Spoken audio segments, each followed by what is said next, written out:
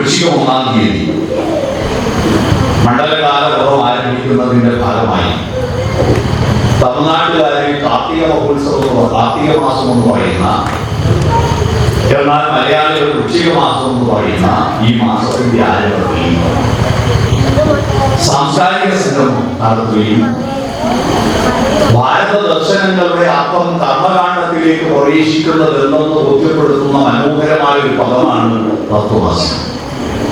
ആ തത്വമസി എന്ന് പറഞ്ഞിട്ട് കേവലം അതിന്റെ മന്ത്രം ചൊല്ലിയിട്ട് പോകല്ല, അത് കർമ്മപഥത്തിൽ സഹവീര്യം കരവാവഹി എന്ന വിധത്തിലേക്ക് മാറ്റിയെടുക്കാൻ പരിശ്രമിക്കുന്ന ഈ ക്ഷേത്രം, അതിന്റെ ഭാഗമായിട്ട് ഇവിടെ നിങ്ങളോട് വന്ന് സംസാരിക്കാൻ അവസരം കിട്ടിയതിന് അതിന് തന്നെ സന്തോഷവും നന്ദിയും അറിയുകയാണ്.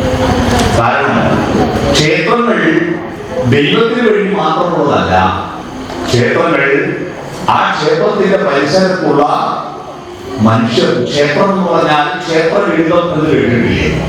ക്ഷേത്രഗണിതം എന്ന് പറഞ്ഞാൽ അമ്പലത്തിന്റെ കണക്കല്ല, ഈ ഭൂമിയുടെ കരപ്പളവിന്റെ കണക്കിനാണ് ക്ഷേത്രഗണിതം എന്ന് പറയുക. ക്ഷേത്രം എന്ന് പറഞ്ഞാൽ 2 തരം ക്ഷേത്രങ്ങളുണ്ട്. നമ്മൾ കേട്ട ഏറ്റവും പ്രശസ്തമായ ക്ഷേത്രം കുരുക്ഷേത്രമാണ്. കുരുക്ഷേത്രം എന്ന് പറയുന്നത് കുരുരാജാവിന്റെ വയലാണ്. തവതിയുടെ മകൻ കുരുവിന്റെ മക്കളാണ് ചന്ദ്രൻ, അല്ലെ? കുരുവിന്റെ മകൻ ചന്ദ്രൻ.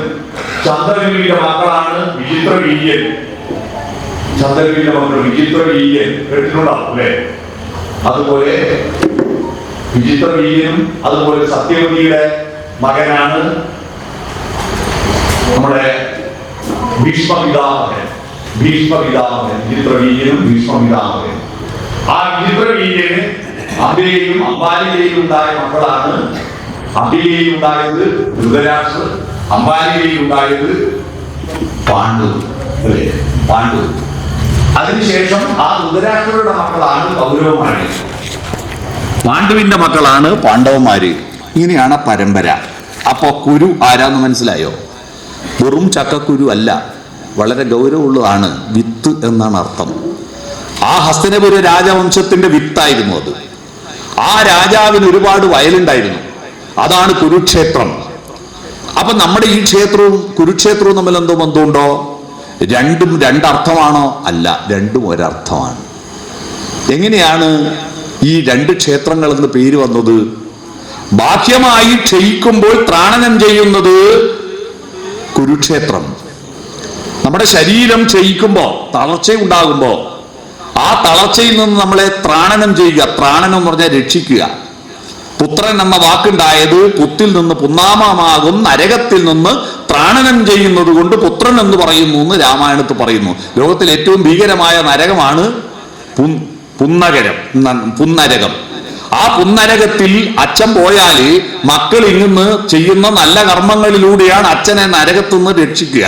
ഇവിടുന്ന് റിമോട്ട് കൺട്രോള്, മനസ്സിലായോ? അതുകൊണ്ട് ആണ് പുത്രൻ എന്ന് പേര് വന്നത്. ത്രാണൻ എന്ന് പറഞ്ഞാൽ രക്ഷിക്കുക. ത്രാഹിമാം എന്ന് രക്ഷിക്കൂ എന്നാണ്. അപ്പോൾ ക്ഷയത്തിൽ നിന്ന്, ക്ഷയം എന്ന് പറഞ്ഞാൽ ഒരു രോഗമുണ്ടല്ലോ, ക്ഷയരോഗം. ശരീരം ചുമച്ച് നശിച്ച് പോകുന്നതുകൊണ്ടാ അതിന് ക്ഷയരോഗം എന്ന് പേര് വന്നത്. ആ ക്ഷയത്തിൽ നിന്ന് ശരീരത്തെ ത്രാണനം ചെയ്യുന്നത് എന്താ? ഭക്ഷണം. ആ ഭക്ഷണം ഉണ്ടാകുന്നത് എന്താ? വയല്. അതാണ് ക്ഷേത്രം എന്ന് അതിന് പേര് വന്നത്. പക്ഷെ മനുഷ്യന് ആന്തരികവും ബാഹ്യവുമായ പ്രത്യേകതകളുണ്ട്. മൃഗങ്ങളിൽ നിന്ന് മനുഷ്യനിലേക്ക് മാറ്റം വന്നത് എങ്ങനെയാണ്? ഗുരുവേത് ലഘുവേത് എന്ന് തീരുമാനിച്ചിട്ടാണ് മനുഷ്യനോ മൃഗമോ തീരുമാനിക്കുന്നത്.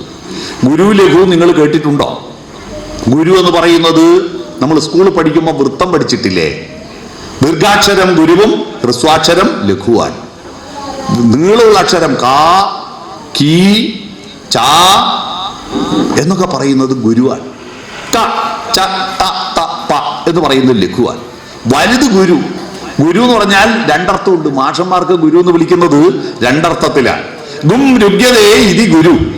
ഇരുട്ട് പ്രവേശിക്കുന്നത് തടയുന്നത് കൊണ്ടാണ് ഗുരു. എന്നാൽ കുട്ടികളെക്കാൾ വലിയ അറിവുള്ളത് കൊണ്ടാണ് ഗുരു. നമ്മൾ പത്രത്തിലെല്ലാം കാണാറില്ലേ, ഗുരുതരമായ പരിക്ക് പറ്റിയെന്ന്. മാഷക്ക് പരിക്ക് പറ്റിയെന്നാണോ? അല്ലല്ലോ. ഗുരുതരമായ പരിക്ക് പറ്റിയെന്ന് പറഞ്ഞാൽ വലിയ പരിക്ക് പറ്റിയെന്നാണ്.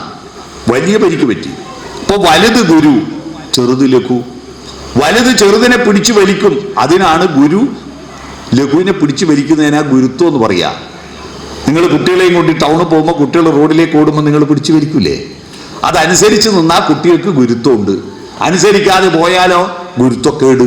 അതിനാ മലയാള ഭാഷയിൽ തൽഭവമായിട്ട് ഗുരുത്വക്കേട് എന്നുള്ള വാക്കുണ്ടായത്. മനസ്സിലായോ? ഗുരുത്വക്കേടാണ്. ഭൂമി വലിയ ഗുരുവാണ്, ആപ്പിള് ലഘുവാണ്. ആ വലിയ ഭൂമി ചെറിയ ആപ്പിളിനെ പിടിച്ചു വലിക്കുന്നതാണ് ഐസക് ന്യൂട്ടൻ കണ്ടെത്തിയ ഭൂഗുരുത്വ ബലം. അപ്പൊ ഗുരു എന്ന് പറഞ്ഞ വലുത്, ലഘു എന്ന് പറഞ്ഞ ചെറുത്. ഏതാ ഗുരു ഏതാ ലഘു എന്ന് നോക്കിയിട്ടാണ് മനുഷ്യനോ മൃഗവും തീരുമാനിക്കുന്നത്. മൃഗങ്ങൾക്ക് ഗുരു ശരീരമാണ്, മനസ്സ് ലഘുവാണ്. മൃഗങ്ങളുടെ ശരീരമാണ് ഗുരു. ശരീരത്തിന്റെ ചോദനകൾക്കനുസരിച്ച് അത് നിർവഹിച്ചു കൊടുക്കുന്ന പണിയാണ് ആരുടേത്? അതിന്റെ മനസ്സിനുള്ളത്.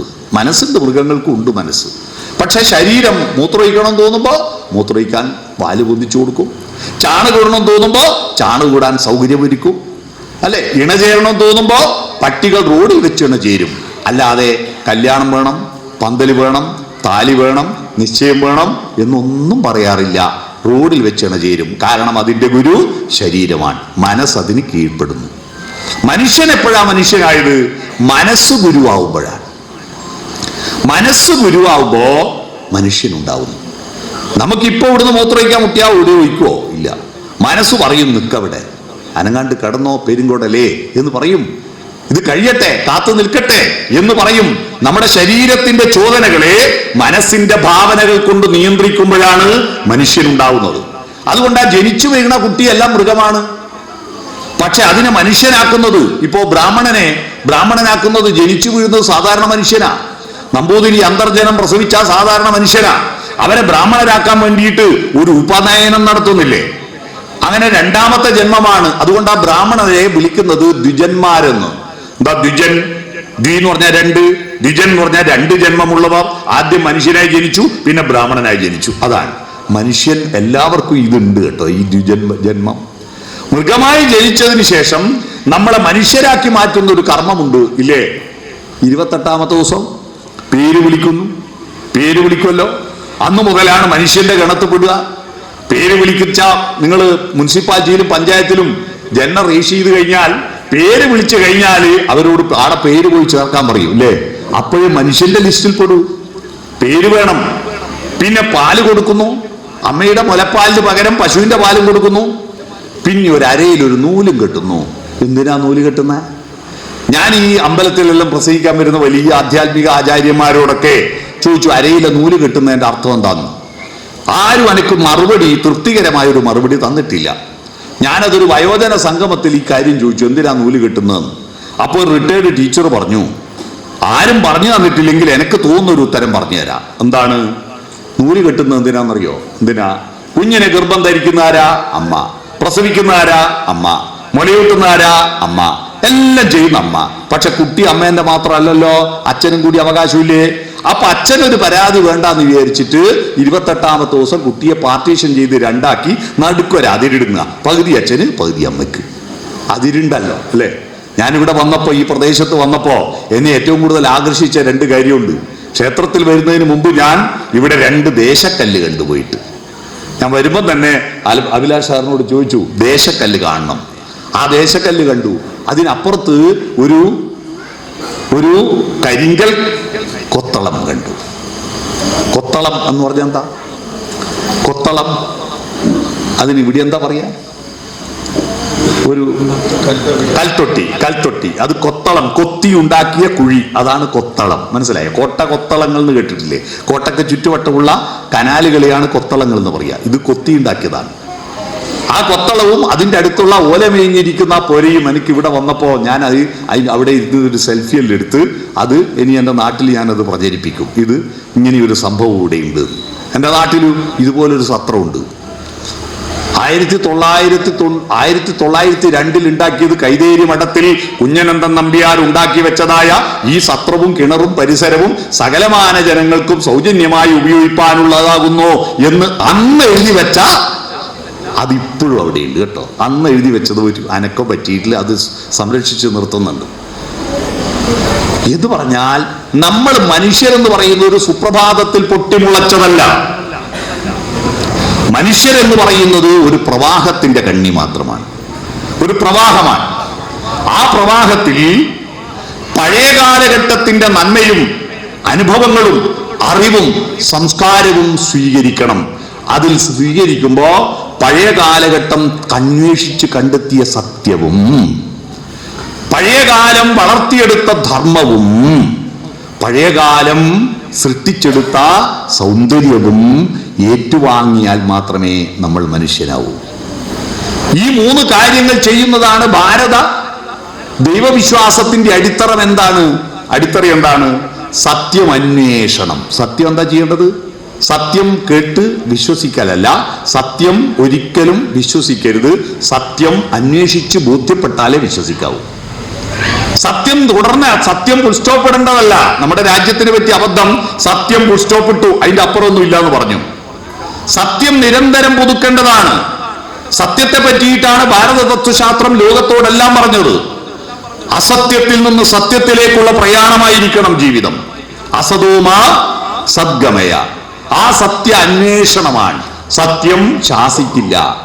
ഇതാ സത്യമെന്ന് ആരും പറയരുത്. ഇതാണ് സത്യമെന്ന് എനിക്ക് ബോധ്യപ്പെട്ടു, നിനക്ക് ബോധ്യമുണ്ടെങ്കിൽ പറയുക.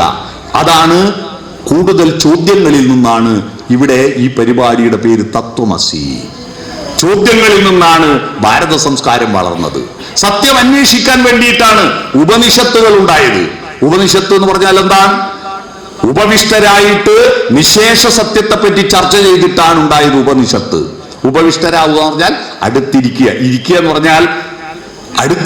പറഞ്ഞാൽ ഒരു കൂട്ടായ്മയാണത്. ഇരിക്കുക, ഒന്ന് ഇരുത്തി ചിന്തിപ്പിച്ചു എന്ന് പറഞ്ഞു കേട്ടില്ലേ?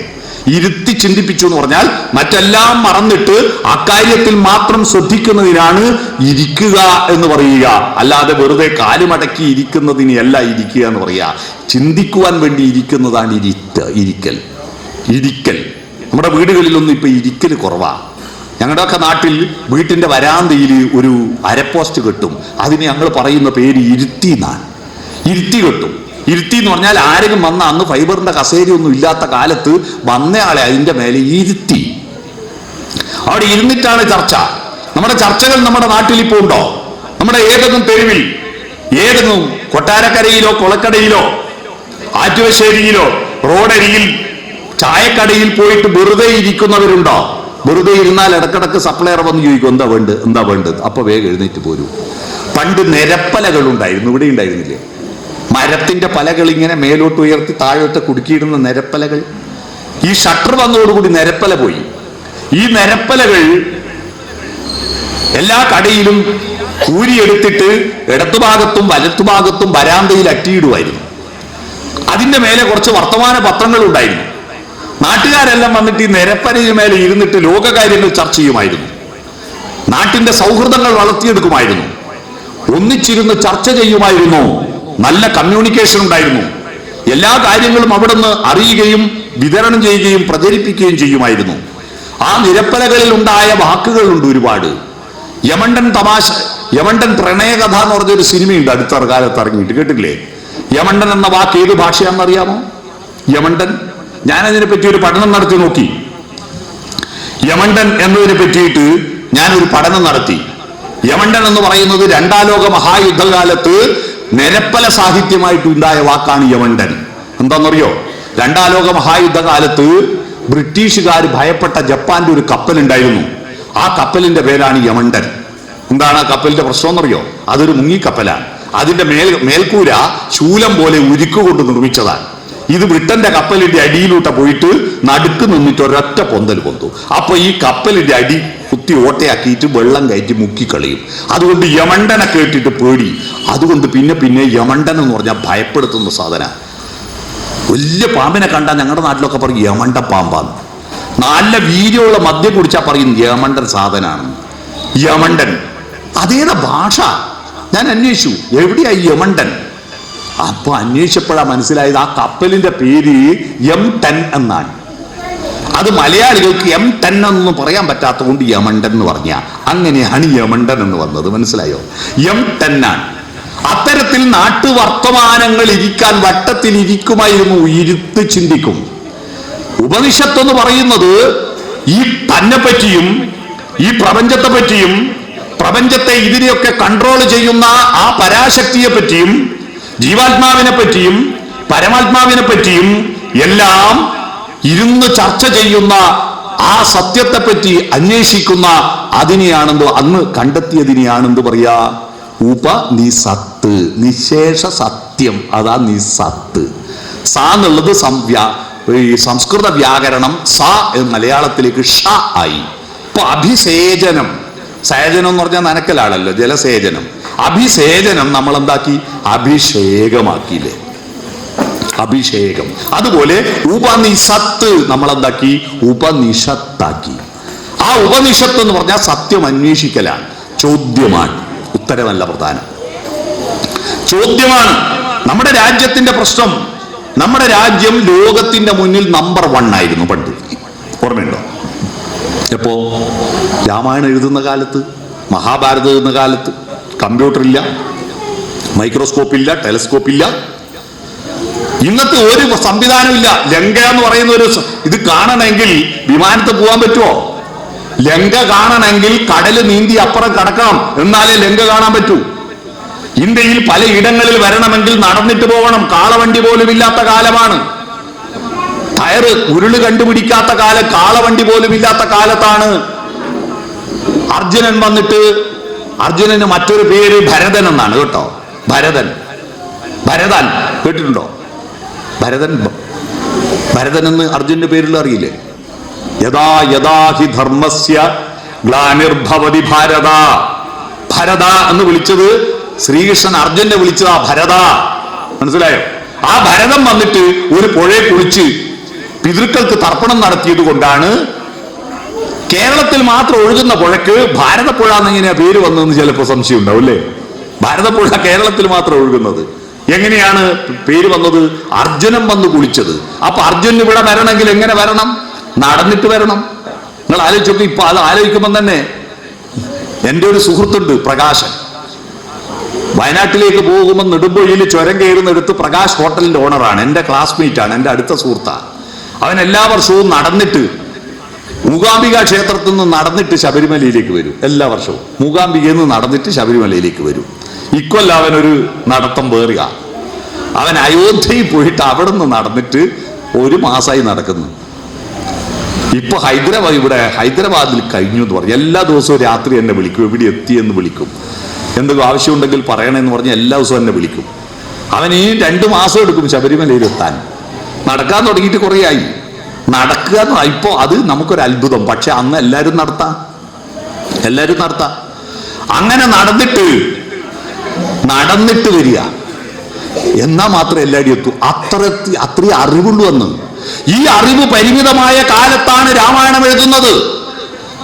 മഹാഭാരതം എന്ന് പറഞ്ഞാൽ 1,64,000 ശ്ലോകങ്ങളും ഏതാണ്ട് 20,000 കഥാപാത്രങ്ങൾ ഉണ്ടായില്ലേ? നിങ്ങളുടെ നാട്ടിലെ LP സ്കൂളിലെ ടീച്ചർക്ക് ആ സ്കൂളിലെ മുഴുവൻ കുട്ടികളെയും പേരറിയാവോ? അപ്പോഴാണ് 1,20,000 കഥാപാത്രങ്ങളുടെ പേര് ഈ വ്യാസന്റെ തലയിൽ കൊണ്ടില്ലേ? ഒന്ന് അങ്ങോട്ടും ഇങ്ങോട്ടും മാറിപ്പോയോ? 100 മക്കൾക്ക് പേരിട്ടില്ലേ ധൃതരാഷ്ട്രർ? 100 മക്കൾക്ക് ഇപ്പൊ 2 കുട്ടികൾക്ക് പേരിടാൻ ഭാര്യ ഗർഭിണിയാവുമ്പോൾ മുതൽ അന്വേഷിക്കാൻ തുടങ്ങും. എന്നാ 1 കുട്ടിക്ക് പേരിടാൻ 100 മക്കൾക്ക് പേരിട്ടു അല്ലേ? അത്രയും പേരുകൾ ഈ വ്യാസന്റെ തലയിൽ കൊണ്ടില്ലേ? ഈ വേദങ്ങൾ മുഴുവൻ സമ്പാദിച്ച് അതിനെ വിശകലനം ചെയ്ത് അതിനെ 4 ഭാഗങ്ങളായിട്ട് എഡിറ്റ് ചെയ്തിട്ട് പബ്ലിഷ് ചെയ്തില്ലേ? അതിന് സംസ്കൃതത്തിൽ പറയാ സമ്പാദകൻ, സംശോധകൻ, പ്രസാധകൻ. ഇംഗ്ലീഷിൽ അതിന് പറയാ കലക്ട് ചെയ്ത ആള്, എഡിറ്റ് ചെയ്ത ആള്, പബ്ലിഷ് ചെയ്ത ആള്. ഇത് 3നും കൂടിയിട്ട് ഒറ്റ വാക്കേ ഉള്ളൂ സംസ്കൃതത്തിൽ. വ്യസിച്ച ആള്. വേദങ്ങളെ വ്യസിച്ചത് കൊണ്ടാണ് വേദവ്യാസൻ എന്ന് പേര് വന്നത്. ചെറിയ ബുദ്ധിയാണോ? അത് നമുക്ക് നല്ല ബുദ്ധിയായിരുന്നു എന്ന് നമ്മൾ പറഞ്ഞതിൽ അർത്ഥമില്ലല്ലോ. പക്ഷെ വിദേശികൾ, പാശ്ചാത്യരുടെ ഒരു ചൊല്ലുണ്ട്, ആയിരക്കണക്കിന് വർഷം മുമ്പുള്ള ഒരു ചൊല്ലുണ്ട് ഇംഗ്ലീഷ് ഭാഷയിൽ. Wisdom arise from east. വിവേകം കിഴക്ക് നിന്നുദിക്കുന്നു. കിഴക്ക് നമ്മൾ അത്രയും വിവേകശാലികളായിരുന്നു. അത് രാമായണവും മഹാഭാരതവും അഷ്ടാദശ പുരാണങ്ങളും ഉപനിഷത്തുകളും വേദങ്ങളും എഴുതിയത് കൊണ്ട് മാത്രമല്ല. ഇന്നും മെന്റലിയഫിന്റെ പട്ടികയും മോഡേൺ മെഡിസിനും വന്നതിന് 1000 കൊല്ലം മുമ്പ് ചരകനും സുശ്രുതനും സഞ്ജീവിനിയും നമ്മുടെ നാട്ടിലെ ചെടികളുടെയും ഇലകൾ മരങ്ങളുടെയും വള്ളികളുടെയും ഇലയും തൊലിയും പൂവും കായും പറിച്ചെടുത്ത് ചവച്ചരച്ചിട്ട് അമ്ലഗുണമാണോ ക്ഷാരഗുണമാണോ എന്ന് കണ്ടെത്തിയിട്ട് അത് വാദത്തിന് പറ്റുമോ പിത്തത്തിന് പറ്റുമോ കഫത്തിന് പറ്റുമോ എന്ന് കണ്ടെത്തിയിട്ട് ആയിരക്കണക്കിന് കഷായവും അരിഷ്ടവും ലേഹ്യവും തൈലവും ഗുളികയും ഘടകങ്ങളും ഉണ്ടാക്കി വെച്ച അതിപ്പോഴും ചികിത്സിക്കുന്നില്ലേ നമ്മള്? എത്ര കൊല്ലം മുമ്പ് ഒരു സ്കാനിങ് മെഷീൻ ഇല്ലാത്ത, ഒരു ലാബറട്ടറി ഇല്ലാത്ത, ടെസ്റ്റ് ട്യൂബ് ഇല്ലാത്ത കാലത്താണ് ഇത് മുഴുവൻ വായിലിട്ട് ചവച്ചരച്ച് നോക്കിയിട്ട് പാമ്പ് കടിച്ചാലുള്ള വിഷം എന്ത് മരുന്നാണ് പുരട്ടേണ്ടത് എന്ന് ആലോചിച്ചത്. നിങ്ങൾ ആലോചിക്കണം, എങ്ങനെയാണ് പാമ്പ് കടിച്ചിട്ട് വിഷം മൂർധാവിൽ കയറിപ്പോയിട്ട് മരിക്കുമെന്ന് ഉറപ്പിച്ചിരിക്കുന്ന ഒരു മനുഷ്യൻ, ആ മനുഷ്യന് എൻ്റെ നാട്ടിലുള്ള കുഞ്ഞിപ്പൈതൽ എന്ന് പറയുന്ന വൈദ്യര് 2-3 ആളെ പണിക്ക് കൂലിക്കാക്കിയിട്ട് ഒരു മരുന്ന് വായിലിട്ട് ചവച്ചരച്ചിട്ട് മൂർധാവിൽ ഊതാൻ പറഞ്ഞു. ഒരാൾ ഊതി കഴിയുമ്പോഴേക്ക് മറ്റേയാൾ ഊതാൻ തുടങ്ങണം. അയാൾ ഊതി കഴിയുമ്പോഴേക്ക് ഇയാൾ ഊതണം. നിൽക്കാതെ ഊതി ഊതി ആ വിഷം ഇറക്കിയിട്ട് ജീവൻ രക്ഷപ്പെട്ട ആളായ ഒരാളുണ്ട്, നാരായണക്കുറുപ്പ് എന്ന് പറഞ്ഞിട്ട് എൻ്റെ നാട്ടിൽ. അയാളെ അന്ന് രക്ഷപ്പെടുത്തിയിട്ടില്ല ഞാനിവിടെ വന്ന് പ്രസംഗിക്കൂല, കാരണം അയാളെ മോനാ ഞാൻ. മനസ്സിലായോ? അയാളെ മോനാ ഞാൻ. അതൊന്നൊരു അത്ഭുതമാണ് ഈ വിഷത്തിന്റെ മരുന്നൊക്കെ കണ്ടുപിടിച്ചത്. വലിയ അത്ഭുതമല്ലേ? അതൊക്കെ പോട്ടെ, കൊളംബസ് അമേരിക്ക കണ്ടുപിടിക്കുന്നതിന് 1500 കൊല്ലം മുമ്പ് ഇന്ത്യയിൽ നളന്ദയുണ്ട്, തക്ഷശില സർവകലാശാലയുണ്ട്. നളന്ദയും തക്ഷശിലയും സർവകലാശാല. അവിടെയൊന്നും അന്ന് യൂണിവേഴ്സിറ്റി ഇല്ല. എന്നിട്ടും എന്തേ നമ്മുടെ രാജ്യം ഇങ്ങനെ പുറകോട്ടായി പോയി? ഗൗരവതരമായി നമ്മൾ ചിന്തിക്കണം. അതാ ഉപനിഷത്ത്. സത്യം അന്വേഷിക്കുന്നതിൽ നമ്മൾ തുടർച്ചയുണ്ടായില്ല. ഇത് 3: സത്യം, ധർമ്മം, സൗന്ദര്യം. ഇത് 3-നെ എങ്ങനെയാ സമീപിക്കേണ്ടത് എന്നതിനെ പറ്റി നമ്മുടെ വിവേകമില്ലായ്മ കൊണ്ടാണ് നമ്മുടെ രാജ്യത്തിന് പറ്റിയ അബദ്ധം. സത്യത്തെ ചോദിച്ച് ചോദിച്ച് മുന്നോട്ട് കൊണ്ടുപോകണം. ചോദ്യമാണ് പ്രധാനം. ഛാന്ദാഗ്യോപനിഷത്ത്, ഉദാലകാരുണി മഹാപണ്ഡിതനാ. അയാളുടെ മകൻ ശ്വേതകേതു. ശ്വേതകേതുവിനെ തനിക്കറിയുന്ന പഠിപ്പിച്ചാൽ മതി, പിന്നെ വേറെ വേണ്ട എന്ന് ഉദാലകാരുണി വെച്ചില്ല. അദ്ദേഹത്തെ അവനെ എന്ത് ചെയ്തു? ഉന്നത വിദ്യാഭ്യാസത്തിന് വേണ്ടിയിട്ട് PG കോഴ്സിന് ചേർത്തു. എവിടെയാണെന്നറിയോ? പ്രവാഹട കൈവല്യം എന്ന് പറയുന്ന ഒരു പണ്ഡിതനുണ്ട്, പാഞ്ചാല രാജവംശത്തിൽപ്പെട്ട ആളാ. അയാളുടെ അടുത്ത് അയച്ചു. പ്രവാഹട കൈവല്യന്റെ അടുത്ത് വിദ്യാഭ്യാസം പൂർത്തീകരിച്ച് സർട്ടിഫിക്കറ്റും വാങ്ങി വന്ന ഉടനെ ശ്വേതകേതു വീട്ടിലെത്തിയ ഉടനെ ഇനി എനിക്ക് ജോലി കിട്ടുമെന്നല്ല ചോദിച്ചത്, എനിക്ക് പ്ലേസ്മെന്റ് കിട്ടുമെന്നല്ല ചോദിച്ചത്. തിരിച്ചെത്തിയിട്ട് അദ്ദേഹത്തിന്റെ ചോദ്യം തുടർന്നു. അദ്ദേഹം പിതാവിനോട് ചോദ്യം ചോദിച്ചു. ചോദ്യമാണ് പ്രധാനം. ഞാൻ നിങ്ങളോടൊരു ചോദ്യം ചോദിക്കട്ടെ? കുട്ടികളുള്ളതുകൊണ്ടാ പറയുന്നത്. ഉള്ളവരില്ലാത്തവരോടാണോ ചോദിക്കേണ്ടത്? ഇല്ലാത്തവരുള്ളവരോടാണോ ചോദിക്കേണ്ടത്? ഉള്ളവരില്ലാത്തവരോടോ ചോദിക്കേണ്ടത്? ഇല്ലാത്തവരുള്ളവരോടോ ചോദിക്കേണ്ടത്? ആർക്കും പറയാം ഉത്തരം. എൻ്റെ അടുത്ത് ഫോണുണ്ട്, കുട്ടികളുടെ അടുത്ത് ഫോണില്ല. നിങ്ങൾക്ക് ഫോൺ വേണമെങ്കിൽ നിങ്ങൾ എന്നോട് ചോദിക്കേണ്ടത്, ഞാൻ നിങ്ങളോടോ? ഫോൺ ഇല്ലാത്തവർ ഫോൺ ഉള്ളവനോട് ചോദിക്കണോ? ഫോൺ ഉള്ളവൻ ഫോൺ ഇല്ലാത്തവനോട് ചോദിക്കണോ? ഫോൺ വേണമെങ്കിൽ ഇല്ലാത്തവർ ഉള്ളവരോടല്ലേ ചോദിക്കണ്ടേ? നിങ്ങൾ സ്കൂളിൽ അറിവുള്ളത് മാഷക്കോ കുട്ടിയൊക്കോ? ആർക്കാ? മാഷക്ക്. ഇല്ലാത്തതോ? കുട്ടിയൊക്കെ. അപ്പൊ ഇല്ലാത്തവരല്ലേ ചോദിക്കണ്ടേ? അപ്പൊ ചോദ്യം ചോദിക്കണ്ട ആരാ? മാഷ. ഇല്ലാത്തവരല്ലേ ചോദിക്കണ്ടേ? ഇല്ലാത്തത് കുട്ടികളല്ലേ? അപ്പൊ നിങ്ങളല്ലേ ചോദിക്കണ്ടേ? ഉത്തരം പറയേണ്ട ആരാ? മാഷ്. പക്ഷെ ഇപ്പൊ ആരാ ചോദ്യം ചോദിക്കുന്നത്? നിങ്ങൾക്ക് അത് കൺഫ്യൂഷൻ ആവാൻ കാരണം ഇതെല്ലാം സ്കൂളിൽ നടക്കുന്നത്. ചോദ്യം ചോദിക്കുന്ന മാഷ, ഉത്തരം പറയേണ്ട കുട്ടികൾ. ഉത്തരം അറിയെങ്കിൽ പിന്നെ കുട്ടികൾ സ്കൂളിൽ പോവോ? ഉത്തരം അറിയാത്തോണ്ടല്ലേ പോകുന്നത്. പിന്നെ ഏത് ഉത്തരം ചോദിക്കുന്ന? മോനിങ് വാ, ശരിയിലേക്ക് വാ, വേം വാ, ഓടി വാ.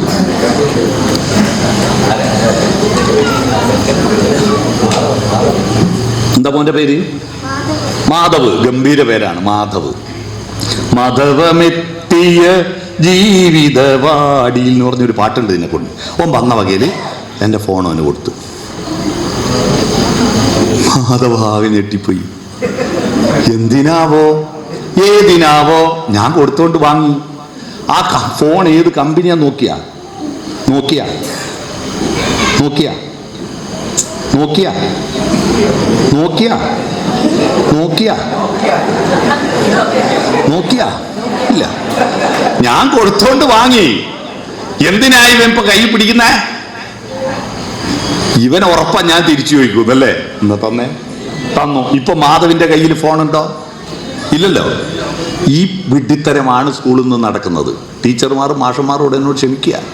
നിങ്ങൾ കുറെ ഉത്തരം കൊണ്ടേ കുട്ടിയൊക്കെ കൊടുക്കൂ. കുട്ടികൾ വാങ്ങും. എന്തിനാവോ ഏതിനാവോ? തന്ന വാങ്ങണ്ടേ? എന്തിനാ വാങ്ങുന്ന? അവര് ചോദിക്കുമ്പോ തിരിച്ചു കൊടുക്കാൻ. എപ്പോഴാ ചോദിക്കുന്നേ? പരീക്ഷയ്ക്ക് ചോദിച്ചു, തിരിച്ചു കൊടുത്തു. ഞാൻ ചോദിച്ചപ്പോ മാധവ് എനിക്ക് ഫോൺ തിരിച്ചു തന്നല്ലോ. ഇപ്പൊ മാധവിന്റെ കയ്യിൽ ഫോണുണ്ടോ? ഇല്ല. പരീക്ഷ കഴിഞ്ഞാൽ കുട്ടികളെ കയ്യിൽ ഉത്തരവുണ്ടോ? 8 കഴിഞ്ഞ് 9 8 പോയി, 9 കഴിഞ്ഞ് 10 9 പോയി. ഇത് വിഡ്ഢിത്തമാണ്. ചോദ്യം ചോദിക്കുന്ന കുട്ടികൾ ഉണ്ടാവുക. ചോദ്യമാണ് പ്രധാനം. താങ്ക് യു, പോയിക്കോ. ചോദ്യം ചോദിക്കുമ്പോൾ ഉള്ള ഒരു പ്രശ്നം എന്താണെന്നറിയോ? ചോദ്യം ചോദിക്കുമ്പോ ഞാൻ തത്വമസിയിലേക്ക് എങ്ങനെയാണ് ഭാരതം എത്തിയതിന്റെ റൂട്ട പറയുന്നത്. ചോദ്യം ചോദിക്കുമ്പോ ഒരു പ്രക്രിയയുണ്ട് കേട്ടോ. നമ്മള് പ്രസാദം വാങ്ങുമ്പോ നമ്മുടെ കൈ മലരൂലേ? ഇങ്ങനെ വെക്കൂലേ? ഒന്നിനെ സ്വീകരിക്കാൻ, സൂര്യന്റെ പ്രകാശത്തെ സ്വീകരിക്കാനായി പുഷ്പങ്ങൾ വിടരുന്നില്ലേ? പുഷ്പങ്ങൾ വിടരുന്നത് സൂര്യപ്രകാശത്തെ സ്വീകരിക്കാനാണ് സൂര്യകാന്തി വിടരുന്നത്. അതുപോലെ ചോദ്യം ചോദിക്കുമ്പോ ഉത്തരത്തെ സ്വീകരിക്കാൻ നമ്മുടെ മനസ്സ് വിടരും. അങ്ങനെയാ മനസ്സ് വലുതാവുന്നത്. മനസ്സ് വലുതാവുന്നത് ഉത്തരത്തെ സ്വീകരിക്കാൻ. ഒരാള് വിവാഹത്തിനായി പെണ്ണ് കാണാൻ പോകുമ്പോ ആ പെണ്ണിനെ കൊണ്ടൊന്ന് പാർപ്പിക്കാൻ വീട്ടിലൊരു റൂം ഒരുക്കണ്ടേ? ആ റൂം ശൂന്യമായി കിടക്കുന്നിടത്തോളം കാലം ഈ റൂമിൽ ആള് വേണമെന്ന് കരുതിയിട്ട് ഇവൻ പെണ്ണിനെ അന്വേഷിച്ചു കൊണ്ടിരിക്കും. ചോദ്യം വരനാണ്, ഉത്തരം വധുവാണ്. അന്വേഷിച്ചു കൊണ്ടിരിക്കും. ഈ അന്വേഷണമാണ് മനുഷ്യന്റെ വികാസം എന്ന് പറയുന്നത്. അന്വേഷണമാണ് വികാസം എന്ന് പറയുന്നത്. അന്വേഷണമാണ്. ചോദ്യം ചോദിക്കുമ്പോ തലയിൽ ഒരു സ്പേസ് ഓപ്പൺ ചെയ്യപ്പെടും. ഒരു കുപ്പിയിൽ വെള്ളം തരും. തലയിൽ ഒരു സ്പേസ് ഓപ്പൺ ചെയ്യപ്പെടും. അത് ശൂന്യമായി കിടന്നാലുണ്ടല്ലോ, ശൂന്യമായി കിടന്നാൽ ആ ശൂന്യതയിലേക്ക് ബലം ആകർഷിക്കപ്പെടും. ഇതിനെ ആ ബ്ലാക്ക് ഹോൾ എന്ന് പറയാ. ശൂന്യത ബ്ലാക്ക് ഹോളിലേക്ക് പ്രപഞ്ചത്തിലെ നക്ഷത്രങ്ങളെ മുഴുവൻ വലിച്ചടുപ്പിച്ച് നശിപ്പിക്കാൻ കഴിയും. ശൂന്യതയുടെ കരുത്താണത്. സിറിഞ്ചിലേക്ക് മരുന്ന് കയറുന്നത് പിറകിൽ നിന്ന് പിസ്റ്റം വലിക്കുമ്പോൾ അവിടെ വാക്വം ഉണ്ടാകുന്നത് കൊണ്ടാണ് കുപ്പിയിലെ മരുന്ന് മേലോട്ട് കയറുന്നത്. അതിന് ഞാനൊരു ഉദാഹരണം കാണിച്ചു തരാം. എൻ്റെ കയ്യിൽ വെള്ളമുണ്ട്. എൻ്റെ കയ്യിൽ വെള്ളം എൻ്റെ കയ്യിൽ ഇങ്ങനെ താങ്ങി നിൽക്കുന്നുണ്ട് അല്ലേ? പക്ഷെ അത് ഇവിടെ വെച്ചാൽ താഴോട്ട് നിൽക്കുന്നില്ലല്ലോ, പക്ഷെ നിൽക്കുന്നുണ്ടല്ലോ. ഇതെങ്ങനെ നിൽക്കുന്നു? ഇതാണ് ചോദ്യം. ഇത് എങ്ങനെയാണ് എൻ്റെ കയ്യിൽ ഇവിടെ ഒട്ടി നിന്നത്? ഇത് ടൈറ്റായി നിന്നു. ഇത് മാജിക്കല്ല, ഇതൊരു ശാസ്ത്രമാണ്. എന്ന് പറഞ്ഞാൽ ഞാൻ കൈയുടെ 4 ഭാഗം അമർത്തിയിട്ട് എൻ്റെ വിരൽ അല്പം ഒന്ന് താഴോട്ട് ചലിപ്പിച്ചപ്പോൾ ഉള്ളം കൈ മാത്രം മേലോട്ട് ഉയർന്നു. ഉള്ളം കൈ മാത്രം മേലോട്ട് വരുമ്പോൾ അവിടെ അല്പം വാക്വം ഉണ്ടായി, ശൂന്യതയുണ്ടായി. ആ ശൂന്യതയിലേക്ക് അന്തരീക്ഷ മർദ്ദത്തിന് വലിച്ചടുപ്പിക്കുന്ന കൊണ്ടാണ് ഇതിങ്ങനെ ടൈറ്റായി നിൽക്കുന്നത്. ഇനി ഇതിൻ്റെ ഉള്ളിലേക്ക് വായു കയറ്റിയാൽ മാത്രമേ കൈ ഇങ്ങനെ കിട്ടൂ. ഇതിങ്ങനെ വെച്ചിട്ട് ഞാൻ കൈ അങ്ങനെ വിരൽ അല്പം ഒന്ന് ഈ ചോദ്യമാണ് ഉദ്ദാലകാരുണിയോട് ശ്വേതകേതു ചോദിച്ചത്. ശ്വേതകേതു വന്ന ഉടനെ ചോദിച്ചത് എന്താണെന്നറിയോ? അച്ഛനെ കണ്ട ഉടനെ, പിതാവേ, ഞാൻ ആരാണ്? ഞാൻ എവിടെ നിന്നാ വന്നേ?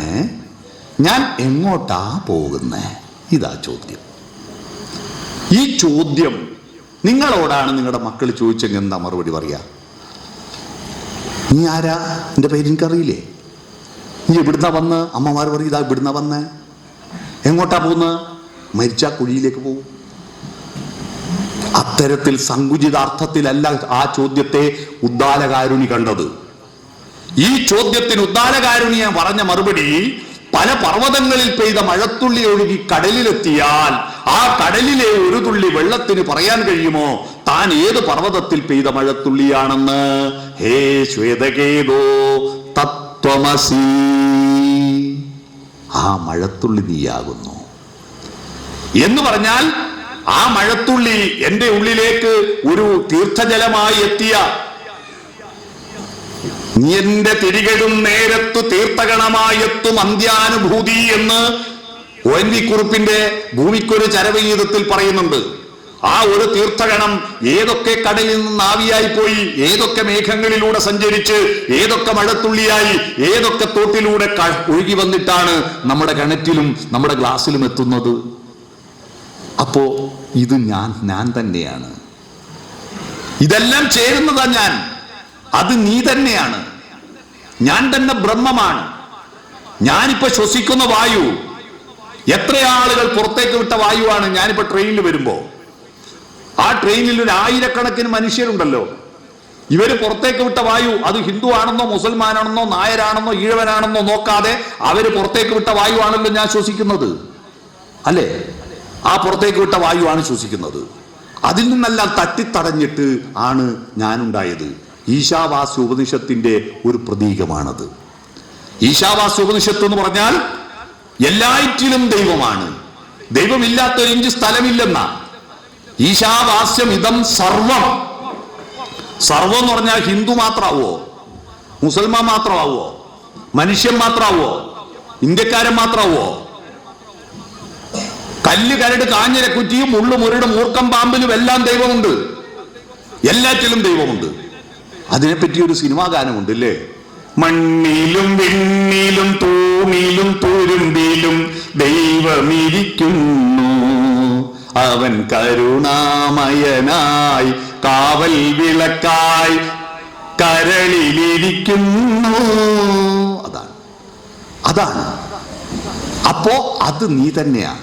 അവിടെ തീർന്നില്ല. ഉദാലകാരിണി പറഞ്ഞു, പല പൂവുകളിൽ നിന്ന് തേന് ശേഖരിച്ച് തേൻപലിയിൽ കൊണ്ടുപോയി വെച്ചാൽ ആ തേൻപലിയിലുള്ള ഒരു തുള്ളി തേനിന് പറയാൻ കഴിയുമോ താൻ ഏത് പൂവിൽ നിന്ന് വന്ന തേനാണെന്ന്? ഹേ ശ്വേതകേതു തത്വമസി, ആ തേൻതുള്ളി നീയാകുന്നു. പല വയലുകളിൽ നിന്ന് മണ്ണ് ശേഖരിച്ചിട്ടൊരു കുലാലൻ കുശവൻ കുംഭാരൻ അതുകൊണ്ടൊരു മണ്ഡലം ഉണ്ടാക്കിയാൽ ആ മണ്ഡലത്തിന്റെ വക്കത്തിരിക്കുന്ന ഒരു തരി മണ്ണിന് പറയാൻ കഴിയുമോ താൻ ഏത് വയലിൽ നിന്ന് വന്ന മൺതരിയാണെന്ന്? ഹേ ശ്വേതകേതു തത്വമസി, ആ മൺതരി നീയാകുന്നു. അതാണ് തത്വമസി, അത് നീയാകുന്നു. ചോദ്യങ്ങളിൽ നിന്നാണ് അതെത്തിയത്. അതാണ് ധർമ്മശാസ്താവിന്റെ കേരളത്തിലെ ഏറ്റവും പ്രശസ്തമായിരിക്കുന്ന ശബരിമല ക്ഷേത്രത്തിൽ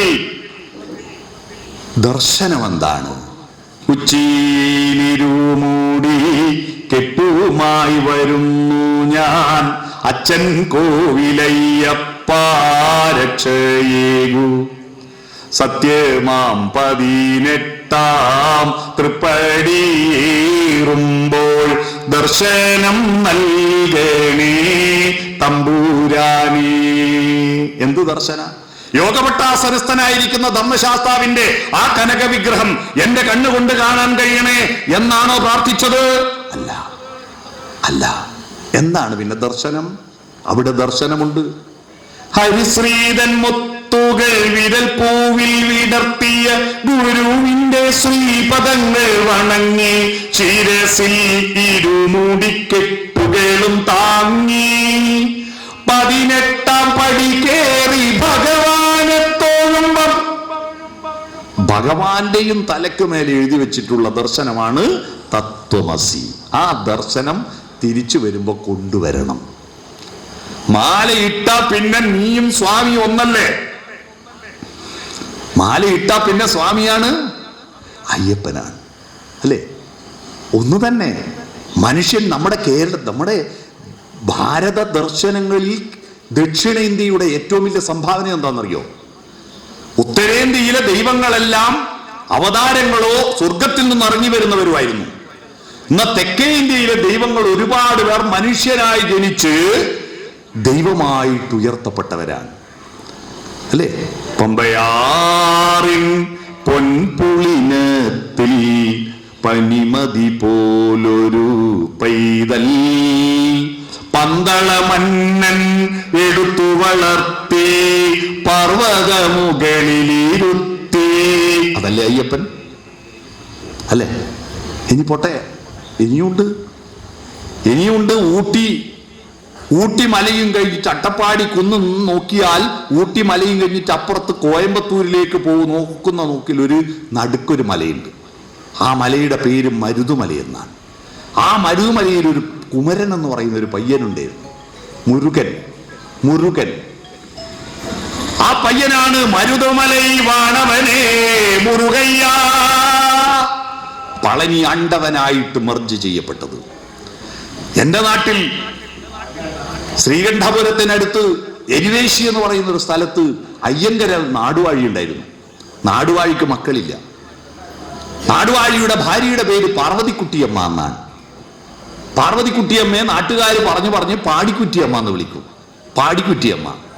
ഈ പാടിക്കുറ്റിയമ്മ എരിവേശി പുഴയിൽ കുളിച്ചുകൊണ്ടിരിക്കുമ്പോഴാ അതാ ഒരു കുട്ടി ഒഴുകി വരുന്നു പുഴയിലൂടെ.